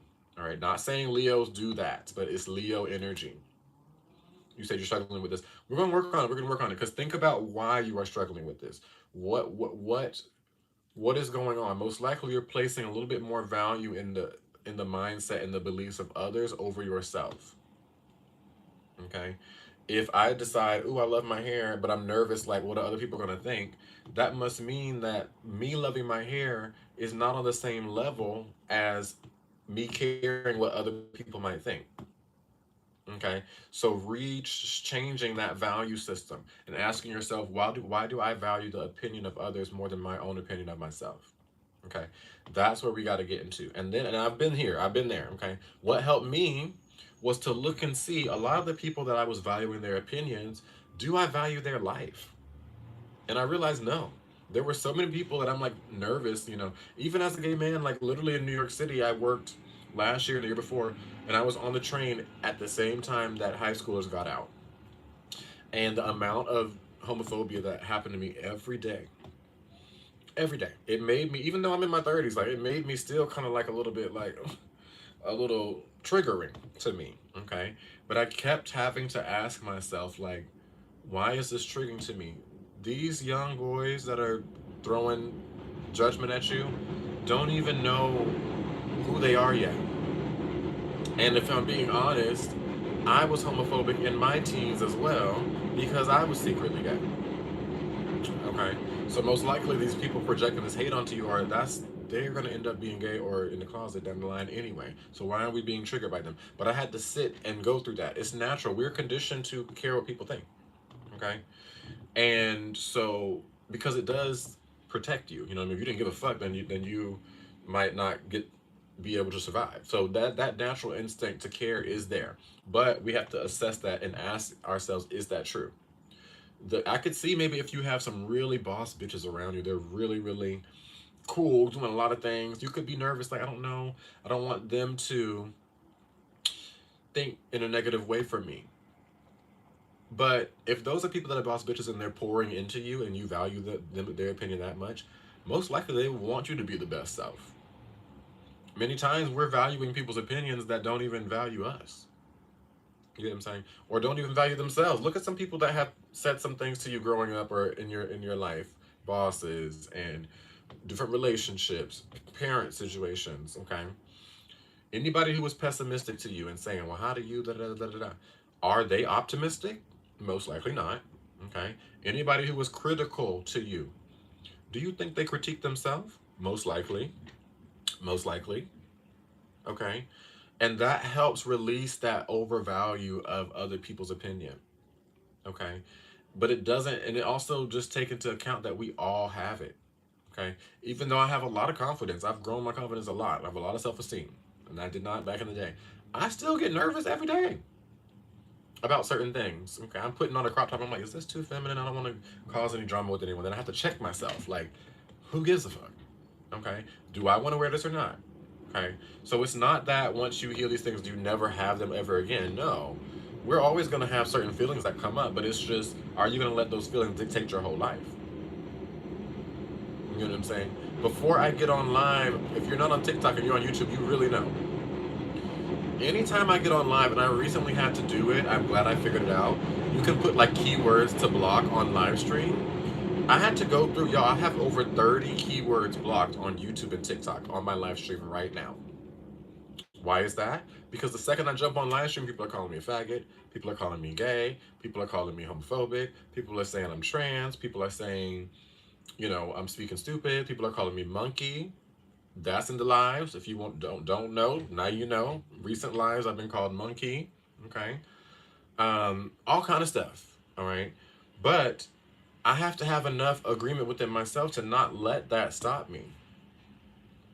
And to keep coming with the message. Because if I didn't do that, I would not be here right now sharing this to y'all. I had to sit and think, those people calling me a monkey, what is their level of intelligence and consciousness? How close are they to themselves? How much do they love themselves? Because if you love yourself, you're going to love other people. So everybody, you know, people that are that hateful to a whole specific group of people, you must hate yourself extremely. And you don't even see yourself. Because if you can see your individual self, then you can see my individual self. You get what I'm saying? So that, hopefully that helps out with this nervousness of others and what others may say or may do, okay? What are they going to do to you? What is your deepest fear? You know what I mean? And then you have to go through it and deal with that, okay? Because most likely, more than likely, it's not going to happen ever. You know what I'm saying? I have walked through New York City with heels on. I was so nervous. Coming home 1, 2 in the morning, heels, eye makeup, long hair.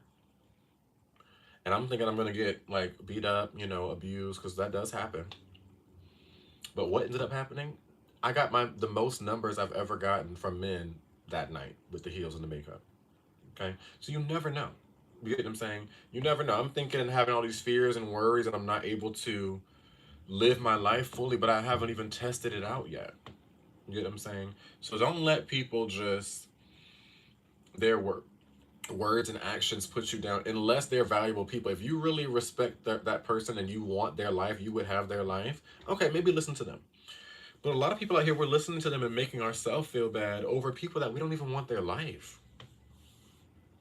And the main reason they're so vicious is because they don't like their life either. They don't want it either. You get what I'm saying? So I hope that helps out. Like, don't, you know, let people get you too down. That was a little bit segued, but hopefully that helps out. So now, that was Virgo. Now let's go to Leo. For my Leos, Leo rising, Leo sun, Leo moon, Leo placements. What is Pluto and Aquarius going to do to Leo energy? Okay. And what this is going to do, thank you, Sada. For Leos, Aquarius is your opposite sign, loves, your opposite sign. Okay. And for Leo risings especially, Aquarius is in your 7th house. Okay. The opposite of you. Okay. What this means for Leos, usually what Leos will do, they will end up losing themselves, okay? Losing their trueness, their true identity because of others, all right? And why is this? Aquarius is where you're not clapped for, where you're not appreciated, where you're bullied a little bit or a lot of it. And to have Aquarius in the 7th house as a Leo rising or a Leo sun, Leo moon, it means that there are certain things about you that you know don't receive the most attention. And you also have noticed, Leo, that there are certain things about you that do receive attention. Oh, I get attention when I wear these earrings. Oh, I get attention when I have my hair like this. Oh, I get attention when I speak like this. Oh, I get attention when I walk like this. Oh, I get attention when from this career. Oh, I get attention from this career. Oh, I receive affirmations from doing this. Okay? Many Leos know this, and I'm surrounded by Leos. I literally know y'all very well, okay? My sun is in the 5th house, so I also have a lot of Leo energy. The only sign that's told me this are Leos. I'm about to say it. Leos are the main people that say, if you want a compliment, just compliment someone else. I have never heard anybody else say that. Only Leos. Okay, only Leo placements. Leo moon, Leo sun, Leo rising. It's hilarious to me. Leos literally know if I want some attention, all I have to do is go and give it to somebody else. Then they'll give it back to me. Okay? Why is Leo thinking about that so much? Because Leo has Aquarius in the seventh house. Leo knows of all people what it feels like to not be liked and not be seen. So what does Leo do? They try to restrict and hide some of the parts of themselves that are not fully, wouldn't fully be clapped for by others. This is why Leos love Aquarians so much, because they feel that we're so brave that we can be our full self when that's who they're meant to be. Okay? But Leos will, they don't want to give up the likes. They don't want to give up the love. They don't want to give up the warmth, the attention that they've gotten from what they're doing. Okay? And so Pluto and Aquarius, Leos, that's going to cause issues. Okay? Because Pluto moving to Aquarius is going to end up, you're going to attract people that are going to manipulate you, Leo.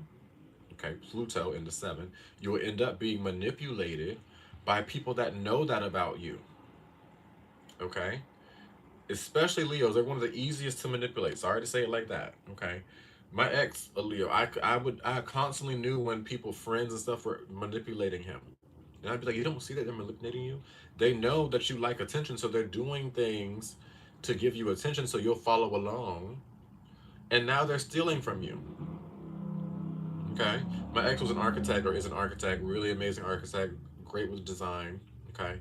And would have friends that anytime they had like an art gallery show or anytime they needed advice on art, would start to like, hey, how you doing? Like trying to come around and like give attention to the Leo. And then here he goes, not seeing the red flags. This person only comes around when they want something from me. And he's getting attention. So he's like, oh, what's up? I'm getting attention. I'm getting attention. Leo, we got to drop that. Because you're going to end up getting manipulated and used. Okay. Because people know that. Okay. So Pluto and Aquarius is about, can you still shine and feel cool if nobody says you're cool? Okay. That is the energy. Aquarius in the fifth house and our Leo sun. So user, we talked about Aquarius in the fifth already. That's the Libra. So go ahead and check on YouTube after this. Check the playback on YouTube because you'll be able to hear that. And then we talked about Aquarius first. We talked about Leo sun now. So as a Leo sun, this is still going to apply to you. Okay. Because even though you're not a Leo rising, for the energy of Leo, Aquarius is the opposite. So it's still going to apply. Okay. So it's all Leo placements, what I'm talking about right now. All Leo placements feel this. Okay. So all Leo placements, you avoid sometimes situations where you're going to have to be on your own, or you avoid sometimes situations where you will be cast out or called out, okay, or not appreciated, right? And you're going to actually be, if you're doing that, those things will be taken from you, okay? Your fear is actually going to come true, okay? So Leo, make sure that you are honoring yourself fully and not just doing what others want you to do. I had a Leo friend that liked all kind of music, but would only play a certain genre because other people thought that was cool. And I'm like, girl, why don't you put other people on? That's the Aquarius thing. Oh, nobody's doing this? I'm going to do it. Okay, I don't care if anybody likes it or not. I'm doing it. And eventually people will catch up.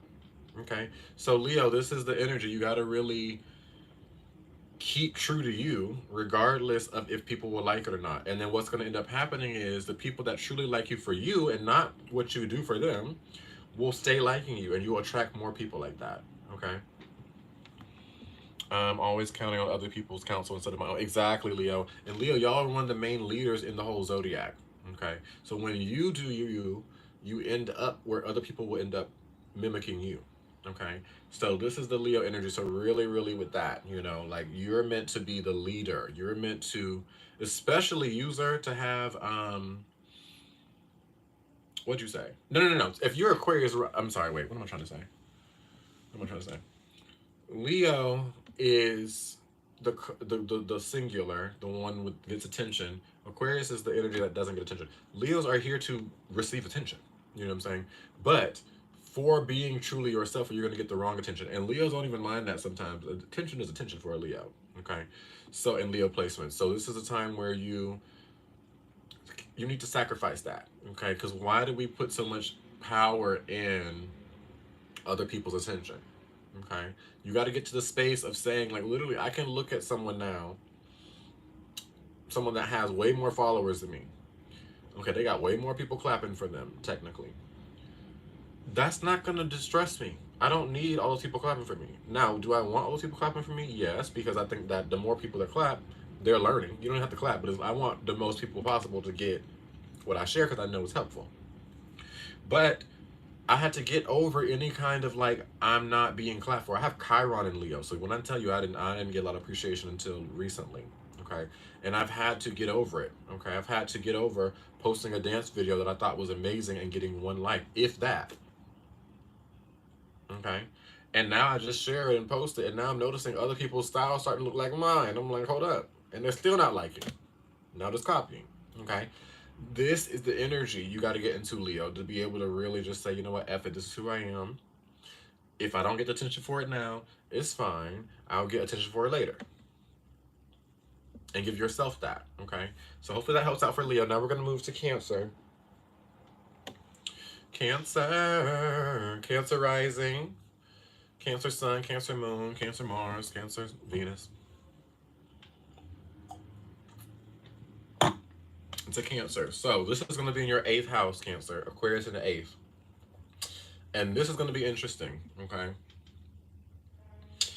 8th house is where we need to transform and fully come into empowered living, okay? Because it's ruled over by Pluto. So for Cancer risings and Cancer placements, this is going to be some strong energy, okay? Cancers can really benefit from this, but Pluto's going to be an Aquarius in your 8th house, okay? In the area of the 8th, okay? So yeah, Cancer, Venus, you're going to feel this with relationships and money. And so what this means, though, what this means, people with Cancer placements, your wacky self, your odd self, your different self, your, you know, the 8th house is the area of where we hide things. It's Scorpio, where we keep it a secret, okay? Cancers is similar to Leo's, okay? Whereas Leo has Aquarius in the 7th, so you're nervous to share your fullness to other people, and you only share one part. Cancer energy is similar with Aquarius in the 8th, okay? It means that you're going to restrict and hide anything that you feel like won't be embraced and won't be loved. Ooh, Aquarius rising, Cancer sun. Yeah, Liz, you definitely, I'm speaking directly to you. Especially growing up, there were many things growing up for you with Aquarius rising and Cancer sun. You notice like, ooh, I'm getting called out for this. Or, ooh, I don't get received the best for this. Or maybe you did really well on the test and you got bullied because you did the best in the class. And now you're like, I'm just going to tell people, oh, I didn't study. And you just kind of start to say different things so that you're not called out for that. No, Pluto wants you to be called out for it. You're here to be called out for it and to honor it regardless. And eventually the people calling you out will transform. Okay? Because whatever's in your 8th house is where you have hidden influence. Okay? Whatever signs over the 8th. I have Aries in my 8th house. When I speak, I'm talking about Pluto and Aquarius, but underneath the surface, I'm giving you Aries. I'm giving you more confidence. I'm giving you more courage. I'm giving you more identity to see yourself in a different way. Okay? That's because I have Aries in my 8th house. If you want to get even deeper, the ruler of my 8th, Mars, is in my 10th house in Cancer. So I'm do this in my career. Okay? So this is going to help for those Cancer placements, is really looking to honor yourself fully and not actually hide those things, because when you don't, you actually have hidden influence to help other people. Okay, you could feel that being different and stuff is a cult and taboo, like, oh my god, no, I don't want to do this or rock the boat. Let me want to keep it comfortable, keep it cute.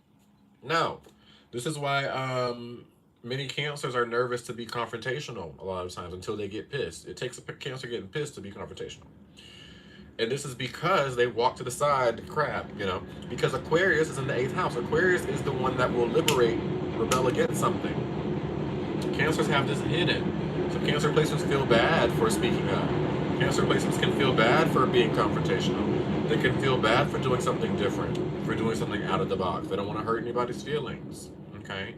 But if you do this, Pluto's going to come. Please, Cancer, listen to me. Oh my God, Pluto in the 8th and you're not listening to Pluto? Crisis, loss, deaths. Like, it's going to be terrible. Okay. Pluto in the eighth is like, whew, anytime planets go to the eighth house, any transits of planets through the eighth house, like I'm wrapping up my North Node eighth house transit, like it's almost done. And the amount of transformation I've been through has been amazing this year, but it's been so painful. And ooh, just so much inner work, shadow work, shadow work, shadow work. So Cancer placements, if you want to avoid deep shadow work and chaos and crisis, get over any mindsets that keep you limiting your full self. Okay, and ask yourself these questions, especially for Cancer. I have my Mars in Cancer, so think about it. When I'm angry, okay, as an Aquarius with Gemini Moon, my Cancer energy feels nervous. Like I don't know, I don't want to like rock the boat, and I've had to overcome that. And how did I overcome this? Through this, and hopefully this will help you out, Cancer placements, or anybody who's nervous to be confrontational or to stand up for yourself. Okay, don't listen to what others projected onto you. Know yourself. Okay, I know myself. I know that I'm not every day around here yelling at people. I'm not aggressive all the time. I'm really not. I'm pretty much for the most part chill. I'm pretty much for the most part pretty bubbly, pretty humorful, pretty compassionate. Y'all been on live long enough to kind of get my energy a good bit. You saw me go up and pee and everything. Um, I know that about myself. So I had to sit and think, if I had somebody, I knew someone like me, and I upset them and they got mad at me, okay? Are they an evil person? No. No. It's justified. You get what I'm saying?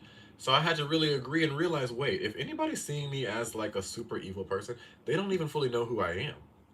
Because if I'm coming at anybody with a bit of aggression and you truly know who I am, you would know that something's wrong and like maybe I should look at that person. You get my saying? My friends and my family that I really love, that I know loves me, when I do something that might upset them or when they are angry in any way, okay, I'm not like, oh my God, girl, calm down. Like, what's wrong? Like, no. Especially if it's too directed towards me, I'm like, oh my God, well, I respect you and I know you don't get angry all the time, so this must be real. Let me listen and see what I need to change. Okay. But because we have so many people that don't like to be held accountable, the second we stand up for ourselves, they make us seem like we're the most evil person ever because that's them. They're the one projecting that. And they're the one that's pretending to not be evil, which is why they have to go around forcing people to try to be nice. Anybody forcing anybody to like, you shouldn't say that, you shouldn't talk like that. Oh my God, that's so aggressive. Oh my God, that's so mean. Deep within them is a devil. Okay, and I'm not trying to say like devil, like I actually embrace the energy of Satan. Not saying like I worship Satan, but like to me, the devil and the darkness is just the parts of ourselves that are unhealed that we need to learn to love and like figure out. Okay, the devil comes out if you are fully living from hate, fully living from the emotions of greed and anger, that kind of stuff. Okay, so yeah, I have devil in me. Yeah, I have viciousness in me, but I only use it when necessary. When somebody's coming for me and I need to protect mine. You get what I'm saying? Um, that anybody that respects themselves will respect your boundaries. Period. You get what I'm saying? Anybody that will defend themselves will understand when you defend yourself. Okay? But there's so many people that won't even stand up for themselves. They're mad when you stand up for yourself. Uh-uh. No more of that. So that's especially the Cancer placements. Okay? Let's back it up to Gemini placements. Gemini placements. Now we're going to Gemini. Gemini rising, Gemini sun, Gemini moon, Gemini Venus, Gemini Mars, Gemini Jupiter, Gemini Saturn. Okay? Excuse me. This is the ninth house. Okay? For Gemini placements, this is what you need to learn. Okay? Gemini is the sign of versatility. Okay? And as a Gemini, life wants you to understand that and jump more into your diversity. Okay? And jump more into being flexible. Okay? Any mutable sign, really. All the Pisces, Gemini, Sag, Virgo, but especially Gemini. If you're not flexible and go with the flow, I know your life is not that enjoyable with mutable placements because life always throws curveballs at mutable placements. Okay? Pisces is right between Aquarius and Aries.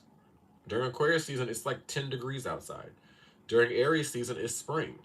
Pisces is the energy where some days it's freezing and snowing, some days it's warm, some days it's hot, and some days it's cold. Like that's Pisces. Okay, we're about to go into Sag season in 2-3 days. Notice the weather: freezing, sometimes a little bit warm, cold as hell, sometimes a little bit windy. Like shifting, changing of seasons happens in the mutables. Okay, so for Geminis, Aquarius is in your ninth house, and the ninth house is the area of where we have faith, the area where we need to trust the divine to expand in our life. Okay. Yeah, it rules education. Yeah, it rules foreign language. Yeah, it rules publications and teaching. But on the deeper level, it rules how we're walking through life, our journey through life, okay, and how much belief we have about that journey through life. Okay. People that have Gemini placements, especially Gemini rising, Gemini moon, Gemini sun, your life path is different. Okay, it's gonna look really chaotic and crazy because Aquarius is in the area of the life path, the ninth house. Or the journey, I'll say the journey, not the life path. The journey is gonna look really interesting for Gemini placements. You have Aquarius over that. Aquarius rules sudden change, sudden upsets. Okay. So that means that there are many Geminis that get restricted and put in fearful situations that are not empowered because they're moving forward in life and things start to get confusing. Things start to get unpredictable. Things start to get where they have to be flexible, where they have to be versatile, where they have to be curious and learn new things. Okay. And Gemini is a very logical sign, so it makes Geminis like, maybe I made the wrong choice, and they start getting indecisive. Like, maybe I should have done this, and then why is it like this? Whoa. Okay. Gemini, if you ended up appreciating fully that you actually are just as chaotic as the life journey, no shade, I have Gemini moon and south node. Okay. Gemini placements are about versatility. This is why I'm telling y'all I get distracted and I'm like back and forth. I had to stop laughing at myself about that and love myself for that. I'm glad that I'm scattered, okay, and have scattered energy. Okay. Now I do have grounded energy too, but I will always have some scattered energy about me. But that helps me to be versatile and move back and forth and move through life. And flexibility. Okay, it keeps me agile. Okay. And so this is Gemini, you have to embrace that. Gemini, because your energy is erratic and back and forth, your life is also going to be back and forth and back and forth. Okay. So you have to keep moving with that. Did you say you had clients? Yeah, girl. Yeah. I'm almost at 2,000 clients actually. So yeah, check my site. Check my site. I feel like I've already talked about that, about readings and stuff like that. Gemini, Mars, and Venus. I chose this life exactly, exactly. I had to think sometimes, when I'm like, oh my god, my life is insane. Like I'm going through this. I'm going through this. I had to look back, like, wait, it definitely makes sense that I can definitely see how I definitely had a big part in writing my life, because of course it would be insane, because look at me, my energy is like woo, you know. So when Geminis accept the wackiness about them, the Aquarius, and embrace their journey that is going to be unknown and upsetting and kind of like, ooh, we'll see what happens. Okay. This is when things will play out. Pluto's going to come and mess things up for Gemini placements if you try to plan things too much and try to, basically, any doubt. The area of doubt is that ninth house. When you have disbelief, you don't believe, you doubt. Okay. That's going to throw off Geminis. Okay. You're here to really trust and believe more. A lot of faith tests are going to come for Gemini placements with Pluto and Aquarius. Okay. Now, let's move back it up to Taurus. Taurus. This is going to be in your 10th house, Taurus. Okay, Taurus energy. Okay. Um, exactly, Gemini Sun moved so many times. Exactly. I feel like in 2022, was that the year? 2022? No, 2020. Since 2022, I have moved over 10 times since 2022. It's crazy. Um, and I have Gemini Moon, like my area of home, you know. Now we're getting to Taurus. So for Taurus, for Pluto and Aquarius, Taurus placements, Taurus rising, Taurus Sun, Taurus Moon, Taurus Venus, Taurus Mars, whatever. Aquarius is in the 10th house, okay, which is about your how you achieve your goals, your public reputation, okay. And many Tauruses don't want to be seen in a bad light. They don't want to have a bad reputation. They don't want to be seen or talked about. Okay, they want to have the Venusian beautiful, be seen as beautiful and always got it going on. Okay, but with that 10th house though, 10th house talks about the Saturn within us, the energy of what we're striving to, how we need to have integrity. Okay, and Taurus is, you actually will have a better reputation and make more money.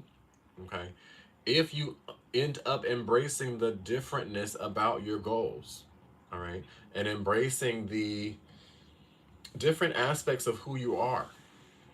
Okay, Taurus like to keep things kind of cute and clean and consistent. Okay, and also Taurus is very much about the possessions of others. Okay, because Leo is in the fourth for Taurus. So that means deep within Taurus, deep in their gut, deep in the root of who Taurus is, they care a lot about what people think. Leos and Tauruses, okay, of the fixed signs. Those are the two main signs that care what people think. Of all the signs, actually. Okay, Leo, Taurus, and then it's going to be Libra. Okay. Um, Scorpio and Aquarius are the two signs that care the least about what people think.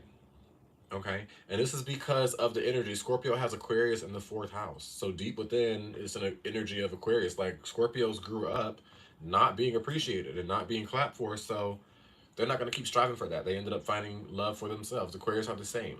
Okay, but Leo and Taurus placements, it's very difficult. Y'all are going to be the main placements that are going to have a little bit of issues with Pluto and Aquarius. Okay, because you have to get over the need to be liked, the need to do things like others, the need to look appropriate, the need to keep the good reputation. Okay, my whole family talks so much. I don't talk to a lot of my family because they call me Cleo. They think that I do work with the devil. Okay, they think that I turned, me and my sisters were all queer. My family they say that I turned my siblings gay. Like, you can do that. Okay, so I don't have the most positive reputations with everybody. Okay, but as an Aquarius, I'm not attached to my reputation. You get what I'm saying? Not saying I want a bad reputation, but if all my followers now were like, "What you're saying isn't the truth. I hate you. I hate you." I'm gonna keep coming on and speaking this truth because it's the truth to me. It's my truth. Okay, from what I've said. Okay, I'm not gonna let what others are saying fully deter me. Okay, just because it doesn't look correct. Okay, they can blame you, won't change you. Okay, exactly, Kitty. So that's that energy, Taurus. Okay, and Leos especially too, but really for Taurus. Right, you're meant to not care as much about your reputation and care as much about how things look and how things appear and how things are growing and going. You're meant to surrender, be yourself, and let life bring it in for you. Okay.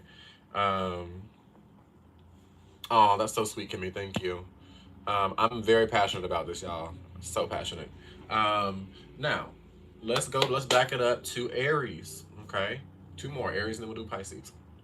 Aries, this is your 11th house. Okay, Aries. Now, for Aries, this is going to be very pivotal. Aries always gets that energy because people with Aries risings or Aries sun, Aries moon, you're here to restart life in a whole different way. Like, your soul has not been to Earth in a minute.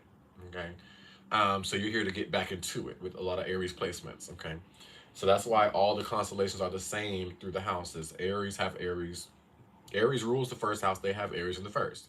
Taurus rules the second house. They have Taurus in the second. Okay, so Aries rising, Aries sun, Aries moon, Venus in Aries, Aries placements. Okay, the 11th house rules over Aquarius, so it's doubly so what I've been saying this whole time. Okay, can you trust yourself and just who you are, Aries? Because the thing about Aries is, in the 12th house of Aries is Pisces. Pisces is the most intuitive sign. The most connected to the divine is Pisces. Okay, not saying Pisces sons are the, like, if you're not a Pisces, you're not connected to the divine. We all have Pisces somewhere in our chart. Okay, and wherever you have Pisces is the quickest way to connect to the divine. Okay, we're not going to go into each of them. Learn for yourself. Okay, where do I have Pisces? This is how I connect to the divine the most. Okay, then we're going to keep going. Because for Aries,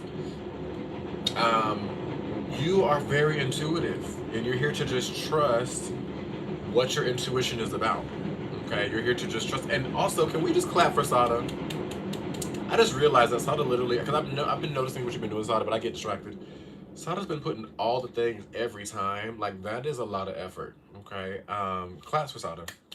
And also, Sada, just know what you put in energetically, you're gonna get back. So I hope that over these next few days, you start getting things, start turning this stuff for you, because just by you doing this, it's so helpful. And I know that that's anything positive we plant is gonna reap something positive. So just know that's that. Okay, much love, because you keeping me together, Sada. You really are keeping me together, because I love being on here, but I got a lot of air, and y'all know I can. Okay, yes, follow Sada. Sada's good vibes, very positive energy. Follow them for real. So let's keep it moving with Aries though.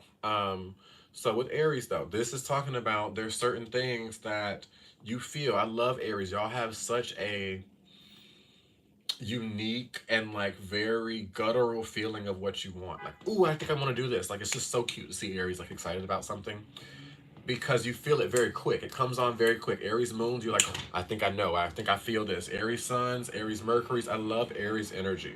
Okay, I love Aries energy. It's so just raw and so unfiltered sometimes, and so like pure. It's just like right from what they feel. Okay, and it can burn people at times because it's coming right. They're not thinking too much about it because the opposite of Aries is Libra. Like, let me thinking what everybody would think about this before I say it. Okay, this is why Libra we have the South Node in Libra right now, releasing that energy. But Aries are so pure, and the thing with Aries though is there's a distrust in your the sudden insight you have because Aries, you have Aquarius in the area ruled by Aquarius, the 11th house, and Aquarius is the area about omniscience, all knowingness. Okay, clear cognizance, being able to suddenly know something. Okay, wherever you have Aquarius talks about where you have genius and where you can channel very easily. Okay, I happen to be in Aquarius, so I have a lot of placements there. Mercury in Aquarius. When I speak, I'm always channeling. Okay, but that's Aquarius. It's about the insight, the sudden knowledge coming like a lightning bolt from the divine down. Wherever you have Aquarius in your chart, talks about where you can have this happen. And for yes, Pisces won lottery 7 times. That's amazing. And for Aries with Aquarius in the 11th, okay.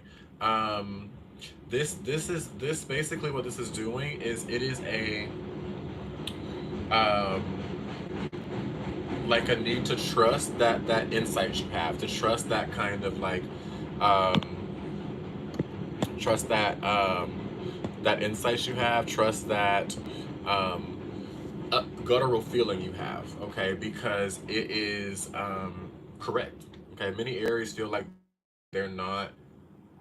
I don't know. People try to play Aries, like they're just moving so quick and they just don't think about things, and they might not be the most thoughtful. Okay, wherever the placement of the Aries is, but it's because Pisces is in the 12th, so Aries is moving from intuition.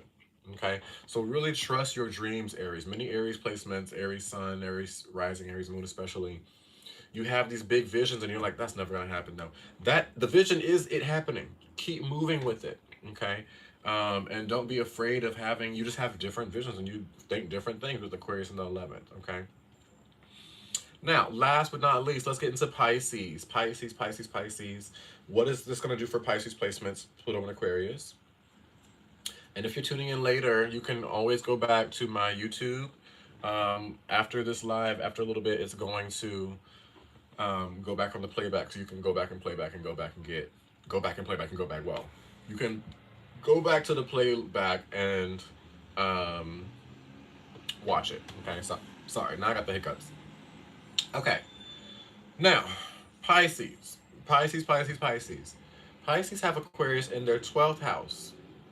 Okay, and this is why Pisces are meant to go with the flow. If y'all watch my recent video that's titled Astrology Gossip Part 1, that's the last thing I'll talk about there. Wherever you have Pisces, you're meant to surrender. Hey, Isabella.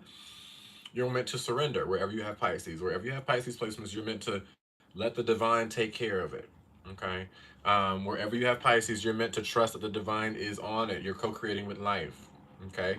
Like I have Venus in Pisces, and I always used to worry about clients and worry about relationships and money. And the thing is, when I just surrender it up, the right people always come to me. Okay? Yesterday, before my live stream, we went on a big talk. If you don't know, check out the live from yesterday when we're going in about faith and belief, and I'm sharing testimonials. And just like, or it might have been the day before yesterday, I'm not sure. But um, that area, that is Pisces. It really is the area where the divine has you. Okay. And anytime anybody's in tough alignments with Neptune or like, you know, Saturn or something like that, like Pisces right now have Saturn moving through Pisces, you're literally meant to surrender and trust that the divine wants the best for you. Okay. And why can Pisces surrender so much? Okay. Because Pisces has Aquarius in the 12th. The 12th house is the area of the subconscious mind. The 12th house is the area where the divine helps and co-creates. So Pisces can chill because suddenly they get insight. Okay. But this is the thing. with Pisces, Aquarius in the 12th for Pisces, lessons and bad things are going to happen if you are not being unapologetically yourself with that. Okay, Pisces need a lot of isolation. Okay, but some Pisces feel bad that they require so much time alone. Okay, Pisces are more sensitive, so some Pisces can feel bad like that they need that much space. Okay, art is that as well. Okay, Pisces are very artistic, and there's could be some Pisces that are like, well, I don't know how I can get my art to pay the bills, so I'm not going to do it, and I'm just going to do it in isolation. Pluto's not going to like that. Okay. What else is 12th house? The connection to the divine. Many Pisces are still nervous and scared of their full power and potential. You can talk to spirits, you can do all the things I'm doing. Okay. But there's a nervousness about it. Okay. And a nervousness of maybe being a healer for Pisces 12th with Aquarius in the 12th. You're meant to use your gifts to spread them to the world. Okay.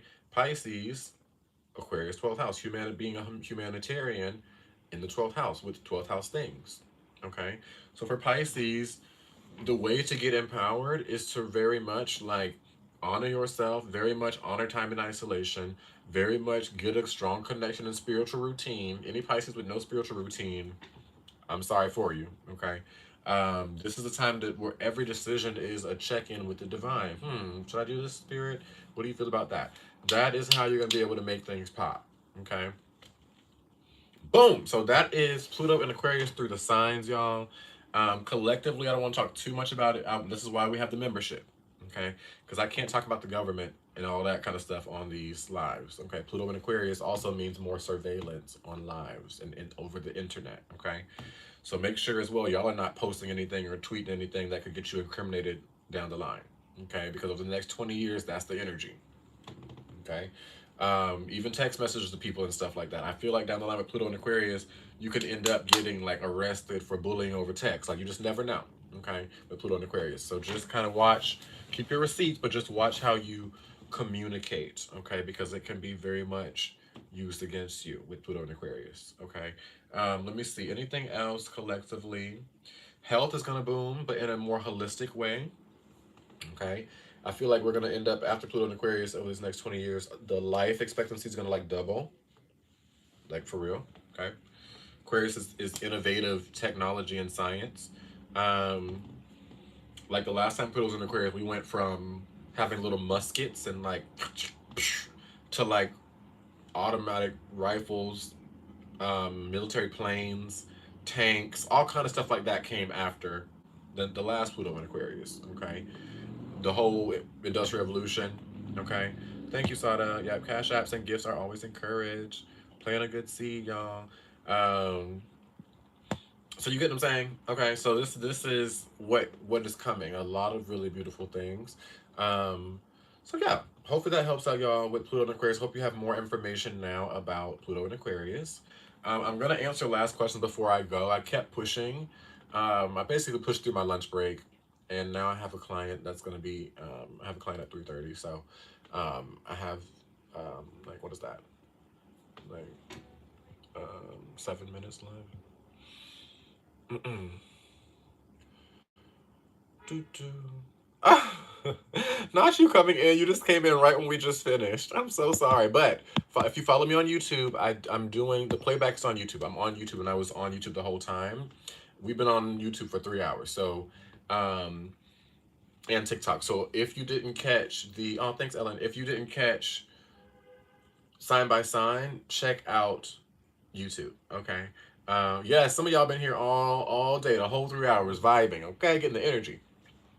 So now, last little questions. If you have any last questions, save them. I'm about to turn up some music. We're gonna do a little dance. Okay. Yes, you can watch it on the YouTube, the playback. You also can watch me right now on YouTube if you want. I'm on both of them. But after this is over, it takes about an hour or two for YouTube to put it on the play on my playlist.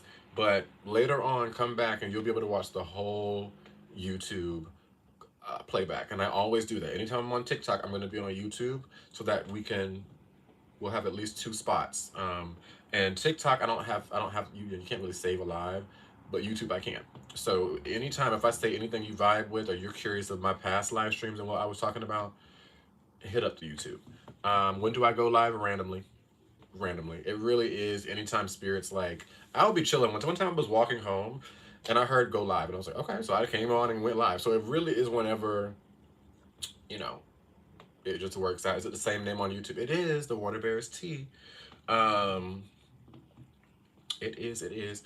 Um yes, make sure to hit the bell notifications as well, y'all, so that you know you're not gonna miss it. So when I come on in, you'll get the bing, and then you can jump on in. Thank you, Kitty. Yes, also plant a seed by liking, by sharing, and my cash app is the Water Bearers Tea. If you want to thank me for all the 3 hours, um, I actually don't know how to get the bell notification. If somebody does, fabulous. Or maybe even go to my profile and just pressing it, but I don't really remember how to do it on YouTube. Um, yeah, but no, I get you. No, you're literally in Sweden, like no problem at all. It's definitely late there, but you can watch it on the playback. No problem at all. Oh, okay, thank you so much, Kitty. You can click my name. Okay. Um, okay, perfect. Thank you, Sada. Thank y'all for helping me out. Click the name at the top. Okay, thank y'all, because I was like, I honestly don't know. So yeah, make sure you have that notified. If you want to join the membership or the subscription, go ahead. Because in about a month, it's going to be solely just subscription. That's why I'm coming on live a lot to start to build community and say hey to y'all. Um, because down the line, I'm going to just be doing this for just the subscribers. Um, because I noticed y'all have a lot of questions. You know what I mean? There's a lot of people that want more than just the general me sharing. And I want to be able to know your charts. I want to be able to, like, on the live, I can literally pull up my iPad, pull up your chart, give you a little reading. You know what I'm saying? Like, that's what I want to be able to do. Like, really help and pour into people. So that's why that membership is there. Okay.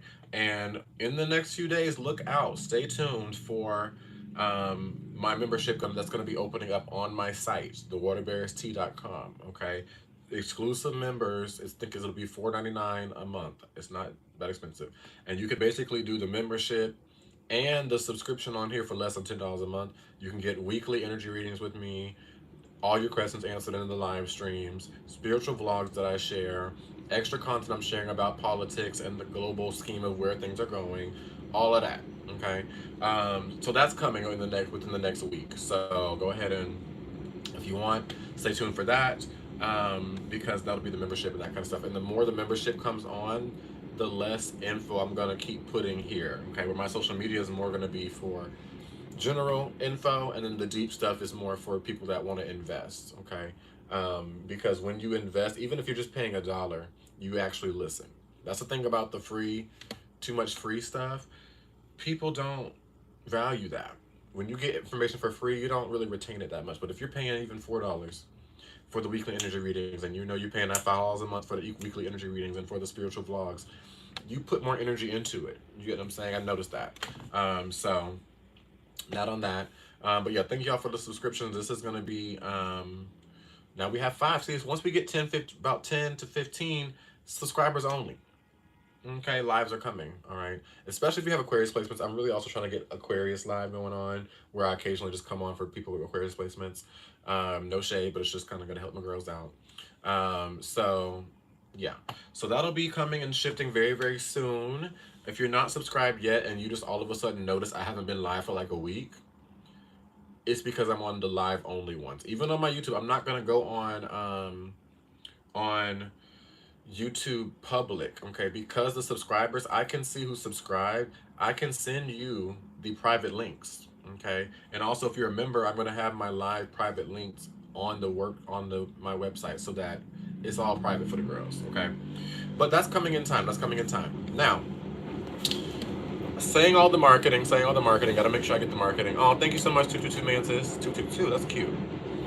Let's get a little bit of music going for the manifestation. This is the part of the live I really love. I mean, I love the whole live, but I love this part because I'm noticing it's helping me. I'm seeing things manifest because of this, and I'm also seeing people that have said that they have had impacts already from the live stream. Okay, so if you are not here, you haven't been here yet, let me give you the tea on how we're going to make this happen. Okay, so I'm a dancer, all right, as well as a spiritual coach, And I've realized over time that when I incorporate dance and movement with my manifestations, it turbo boosts the hell out of it. Okay? Literally. Okay? And so that's what we're going to do for one song, 2, 3 minutes. Okay?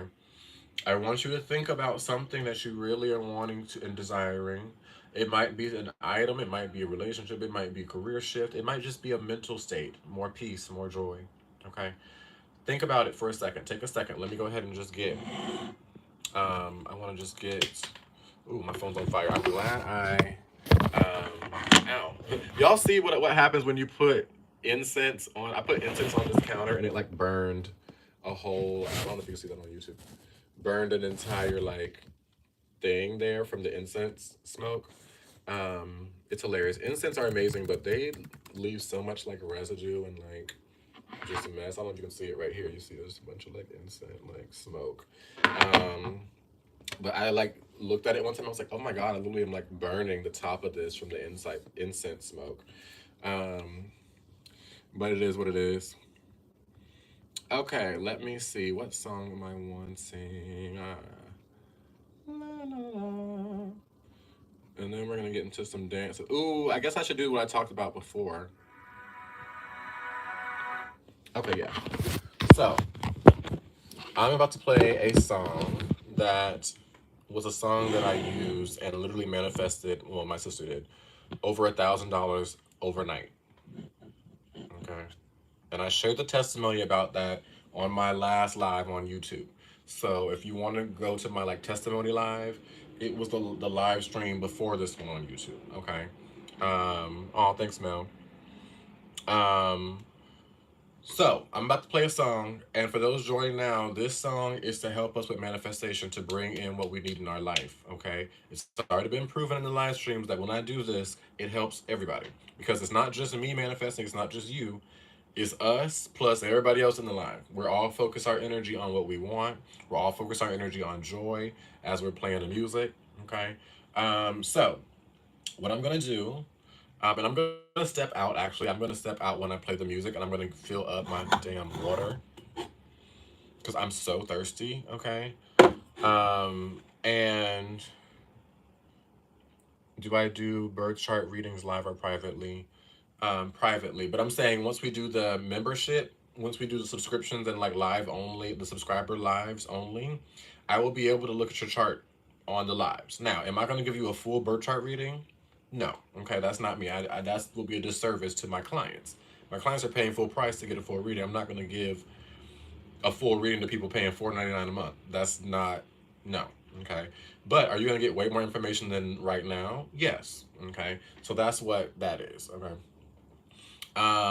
So yay, 6 subscribers. We're almost at 10, y'all. Literally, that's almost what I need. I was thinking 15. By 15, that's a good live. So we're almost at the subscriber only level, and so you're really gonna be getting um more content, okay? Where you could ask more questions and then we can like dive into your whole chart and like also I don't do cards on the lives, but I will do them on my live member only. I will pull cards for y'all. Um because I found out when I do card pulls, I give way too much tea. Like other people on here do card pulls and they can say like something in like 2 sentences. I give like full 3, 4 sentences, a whole paragraph, two per card I'm pulling for somebody, and I realized that that's way more value than just free, for free. And I tried doing the like people could donate the Cash App, but nobody really. They just want the free. So I'm gonna go to the subscriber only for that, where I can do. I have like over 20 decks, y'all, and we literally subscriber only lives. We can do card pulls. We can do. Um, Astrology, and I'm speaking directly to you. Exactly, exactly. Because these I am speaking directly to you, but the as I don't know if y'all noticed, we're slowly growing. Um, we're slowly growing on my pages. Okay, so the more that expands, the more people are going to be coming in. Okay, and so I want to make sure that the subscribers get the love because the ones that are really are putting in will get the love. Okay, so anyways, we're getting to our turn up dance. Last little bit of this, and then I'm gonna play the song because I gotta go get some water. Is a subscription per month? It is. It's on TikTok. Okay, my lives will be on TikTok. Okay, subscriber only lives will be on TikTok, and my membership will be on my website. Okay. Um, Now I'm trying to figure out if there's a way. I think there is a way where I can record my subscriber only lives and have them saved. And if so, what I will do was, I will save those subscriber only lives and add them to my membership. So if you have the membership on my site, it's not there yet. I haven't opened it yet. But then you'll be able to go there, get the weekly energy readings that won't be anywhere else. Go there as well and get the playback of the live stream. Okay. The only thing that you won't be able to do on my membership page is join the live streams. Okay, that's a separate fee. Okay, live stream fee is $4.99. My website membership fee will be $4.99. Okay, so and that membership fee will start soon. I'm gonna most likely drop that. Honestly, maybe tomorrow, Pluto and Aquarius, I might open my membership back up. We'll see what happens. I'm gonna think about it. I'm gonna think about it. Hmm. Maybe this weekend. I might wait till Friday or something like that. I don't know. We'll see because I have readings and stuff tomorrow too and today. So like, when am I gonna do this? We'll see. Okay, I'm gonna open it up soon though, where then you'll be able to get the exclusive access, and I'll do the weekly energy readings, which is astrology, tarot, and channeling per week for you all. And then also, see ya, Kitty. Talk to you later. Um, and then also other things on there as well. Okay, so just stay tuned. Make sure you're tuning in because there's going to just be a lot of stuff coming in. Now, last part of the live for now. I can do to knowledge trust you first, though it's a fresh start. Exactly, exactly. It definitely is gonna be worth it. You know. Let me see. Let me see. Let me see.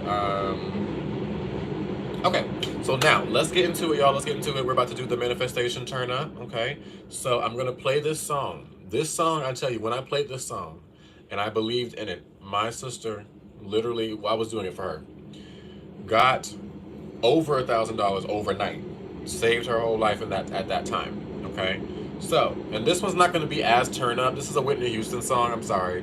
But maybe we'll do a turn up song right before I leave because I'm going to do this manifestation, then I'm going to answer y'all's last questions, and then we're going to do, yeah, let's do the turn up at the end because, like, y'all know I love to turn up. We're going to turn up at the end. So, right now, this song is what?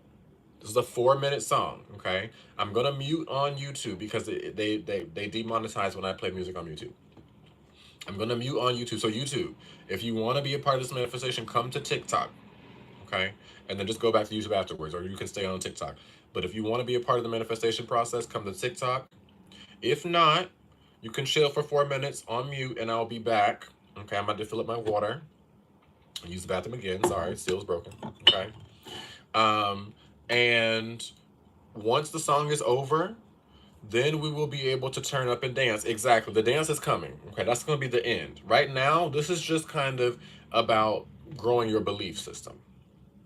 Okay, because this frequency, I just have to play the frequency of this song. I need y'all to just sit and chill, and I'm not gonna be talking. I'm gonna be getting water.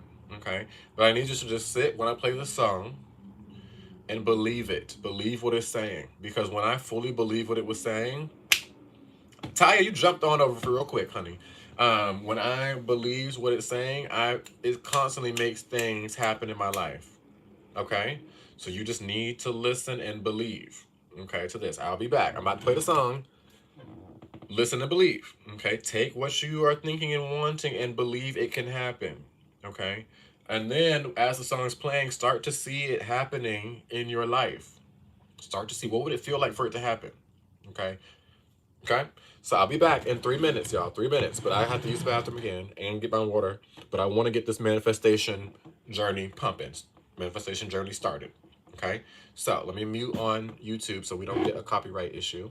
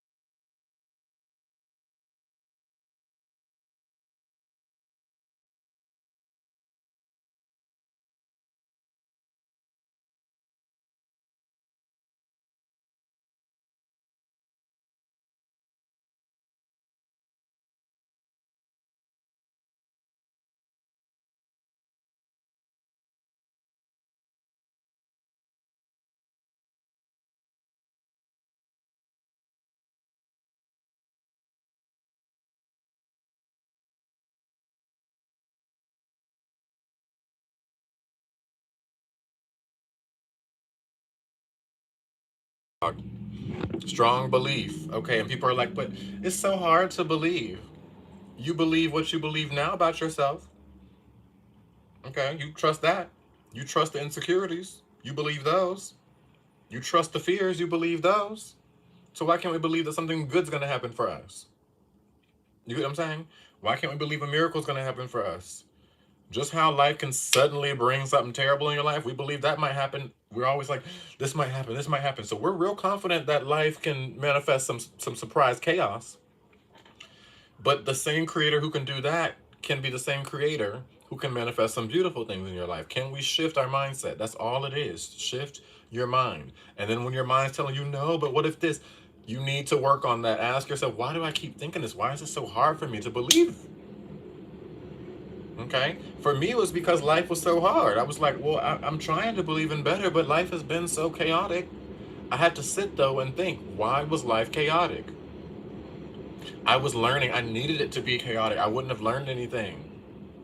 Okay? So it doesn't mean that when you hope and things go worse that it's never going to get better. Maybe the things you're hoping for require you to be different to get those things. You get what I'm saying? So we gotta be able to trust and have hope and faith again in life. Many people don't have any hope, any faith, no excitement, no like love of life anymore. People don't even want to be alive on this earth anymore. As beautiful as it is, even though it's kicking ass, okay, there's beautiful things. I love eating good foods, listening to good music, seeing the sun every day, and the sun, the music, feeling what it feels like to lay down after a long day. Okay, those little moments are beautiful, but we're stuck in this society that makes you feel like if you don't get everything you want and you can't get it in one, two, three, you're a failure. That's not what life is about. We have to leave that system, okay? And trust in nature and life itself because miracles. I told you the testimony. I was who was on here with the last live testimonies. I was sharing testimony after testimony after testimony after testimony. Okay. And why do I have so many testimonies? Because over 15 years ago, I stopped doing things on my own and I let the divine lead me. Okay. And they put me through a lot. But they also have given me more than enough every time. Anytime I'm down, they always pay me back. Always. Better than I can expect. And I talked about this song. I was literally, my sister was about to get evicted the next day if she did not pay her bill. Okay. We had already went to court about it. We went and asked our parents. They didn't do anything with us. We had to literally steal groceries from my parents' house so she could eat food. We were crying, driving home to her apartment, nervous. I flew down from New York to help her. We're scared. I'm like, girl, I don't know what's going to happen tomorrow. And I said, but you know what? We got to believe. And I played that song and we were crying, believing, like, I don't know how God is going to do it, but we need a miracle. Woke up the next day, she had $1,500 in her account. Paid the bill. Do you understand the divine can flip it on a dime? They can flip it on the dime. They can flip it on a dime. But we just need to believe. We got to get our hearts open again and trust because the divine also is tough love. They will put you, they love us, but they also love us so much they want to see the best in us. Okay, so keep pushing forward, y'all. We gotta keep believing whatever miracles can happen. Okay, I'm telling you. I already told you about the other testimony situation where my landlord was overcharging me and I didn't know. And I got behind 8 months, or it was 6 months on rent. Okay, well, no, six plus the two before I went to court the first time. So it was eight. 8 months behind on rent. Think about how much that was in coin. Okay, because the divine told me to quit the job I had because it was miserable, and they told me to just rely on dance and the spirituality, and things got behind. So I'm like, not trusting. Like, well, maybe I didn't hear them right. Maybe they actually don't want this for me. Was I listening to the devil and not God? Like, why am I struggling? Y'all told me to quit my job. But what did I do? I believed, kept believing, kept trusting. No, the divine, no, this is right. I heard them right. They want the best for me. That job wasn't for me anyway. And what happened after those 8 months of hell and stress? Okay, on the day, not until and not the day before, not the day, a week before, on the day of my supposed eviction, when the sheriff was supposed to be knock knock knock. I heard a knock knock knock. It was my new landlord that had said, "Oh my God, if you wouldn't have went to court for that eviction, we would not have known that they were overcharging you. And thank you for doing that. We have cleared all of your debt. Here's also a check for $8,000. Enjoy your day. I'm your new landlord, by the way." Okay. So by trusting the divine, I had quit the job that was hell. I got 8 months to rest. Okay. And in that 8 months, guess how much astrology I was learning back in 2017, honey, when that was going on. Okay. That was the point. Okay. The divine knew I was tired. They knew I was worn down. They wanted me to rest and they protected me. Now, did I know it would turn out like that? No. I thought as soon as I quit, they told me to quit, I would get money and things would be popping. Okay. But that's how life works. Literally only God can do it. It is beautiful. But you have to trust and believe. If in your heart you know you deserve better, in your heart you've been seeing signs that better is coming, sit back and trust. Okay, I've waited 8 months for it to turn around, and look at how it turned around. $8,000. Okay, my business. I've waited 8 years for my business to go viral. I had dreams in 2016 of seeing my business viral, and it did not go viral until September of 2024. 8 years. Can you wait 8 years? Would you have been able to wait 8 years posting consistently every day? Same amount of followers for 8 years. But what did I do? Kept believing, and over those 8 years, it wasn't in vain. Y'all are vibing with me because of those 8 years. Because I learned more astrology in those 8 years, but I also went through more life. Okay. You get what I'm saying? There was a purpose in that. So now when my business goes and grows, it's growing fast. And people don't just like my video, they see my content and follow because they like the vibe. Do you get what I'm saying? Okay. There's purpose in what you're doing. So much purpose. So much. Okay. And so we have to just trust. But life is not necessarily easy. The divine is going to put you through some stuff. Okay. That's just kind of how it is. But through that stuff, that's not in vain either. Because we don't grow from positive experiences. I've been telling people that. It is the resistance training. It's the hell in life that makes you strong. We're not out here growing just because life is good. That's not how it works. I know that's how we want it to work, not reality. Okay? So that's where we have to move to. We got to believe and change our thinking. Okay? If you can't believe for you, can you at least believe for the younger you? Hmm? Can we at least do that? You get what I'm saying? You might not be able to believe for you, but can you look back at your younger self and say, you know what? I don't know how the divine is going to do this. I am afraid. Don't act like I'm not afraid. There's many times I've been taking these leaps of faith afraid. Okay? But I'm still taking them. My actions are speaking. Even though I'm feeling nervous, I'm taking it with my actions. Faith without works is what? Dead. Okay? So we just got to believe and believe in yourself. And I spoke this in the last live as well. If you really look back over your life past situations and the pain of them, the majority of the pain you felt really was because the divine wanted you to love yourself more. The betrayals, the job situations, being stepped on, all of that, those situations came on and got worse the more you gave your power away. Am I not telling the truth? Am I lying? Did I lie? Like Nikki says. Did I lie? No. I know I'm not lying because that's my life too, and all my clients and all my friends. When life is giving you hell, you're not loving yourself enough, most likely.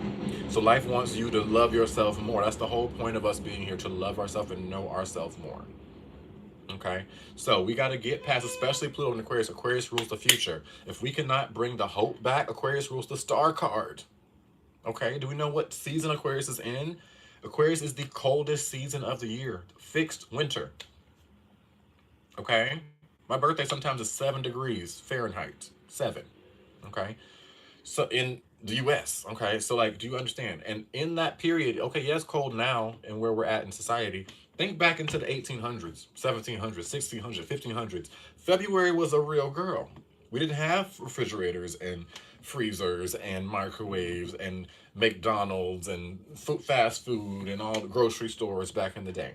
So in the winter, if you didn't can your stuff and figure it out, February was real. Do you get what I'm saying? So Aquarius talks about in your darkness, can you keep the faith? Can you keep the hope? That's why Aquarius season right after my birthday is Groundhog's Day. That is the hope that spring is around the corner, right? Okay. So when Pluto moves into Aquarius, what do you think it's empowering? It's going to empower people that no matter what you're in, no matter how dark it gets, can you believe that it can get light again? That's the whole point of Pluto and Aquarius. Can you believe, even though you've been put down and shat on, can you still shine?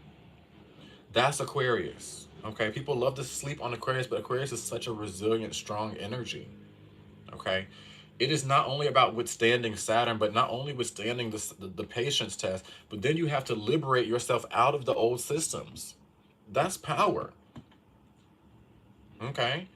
And it is strong power. Okay. This is it's so, it gets on my nerves, look, just being in society. I walk down the street, and every time I'm outside, y'all, even though y'all think, I know I'm beautiful, all these things, thank you for the compliments. Not everybody thinks that. Okay. Daily, I'm receiving comments about something: my hair, my skin color, my queerness, whatever, my crystals, whatever. Okay. Every day. And initially, it used to beat me down, but then I realized, wait, I'm the strong one for walking around being my true self. They're not strong for critiquing me. That's not a strong characteristic. That's not an integral choice. You know what does have integrity, though? Being myself and speaking my truth, regardless of what people say. Yeah, it's scary, but that's the truth, okay? I'm not sitting here letting the homophobic people make me feel like less than myself anymore, even though it still might affect me and make me like, ow, okay? I'm actually the strong one, because I have the courage to actually be myself. All these homophobic people yelling at me are still in the closet. Okay. Or you starting your business. You know how many people started? They're like, so how's your little astrology business going? My little astrology business is actually helping people change their lives and keeping people here. Okay. My little business. How's your little business? You haven't even started yet, girl. Okay. Don't let people put you down. It takes courage. People were like, I've had so many people, you've had that business for 8 years and you still got the same amount of followers. What friend would say that? I had friends that told me that. Okay, but if I would have given up, I wouldn't have gotten to this place. Y'all wouldn't even be seeing me. You get what I'm saying? So hold on, believe in yourself, and don't let a bum bitch tell you what to do. Okay? Look, anybody who's put you down your whole life, look, anybody who's betrayed you your entire life, do they betray themselves? Do they put themselves down? Most likely. Okay? Now, I kind of have to go in on that. I don't have the time to turn up. I have a reading in 4 minutes, and I really got to get the cards out. I got to jump into the chart. I got to like turbo zoom, but I felt like y'all really needed this message, and so yeah, I had to just give it on and just kind of do a little preaching real quick for the girls. Okay, but we got to get the energy up. Pluto's about to move into Aquarius, and I do not want y'all to get your asses beat. Okay, so thank y'all so much for tuning in. Again, love the likes. Make sure if this is vibe with you, send me a cash app, love it, or share, follow. I've been marketing the whole time, so you understand the marketing. Okay, but I gotta go. Only got a few more minutes for my next client. I want to make sure I'm good for them and have everything ready. So I will talk to y'all later. Much love. Check YouTube for the playback.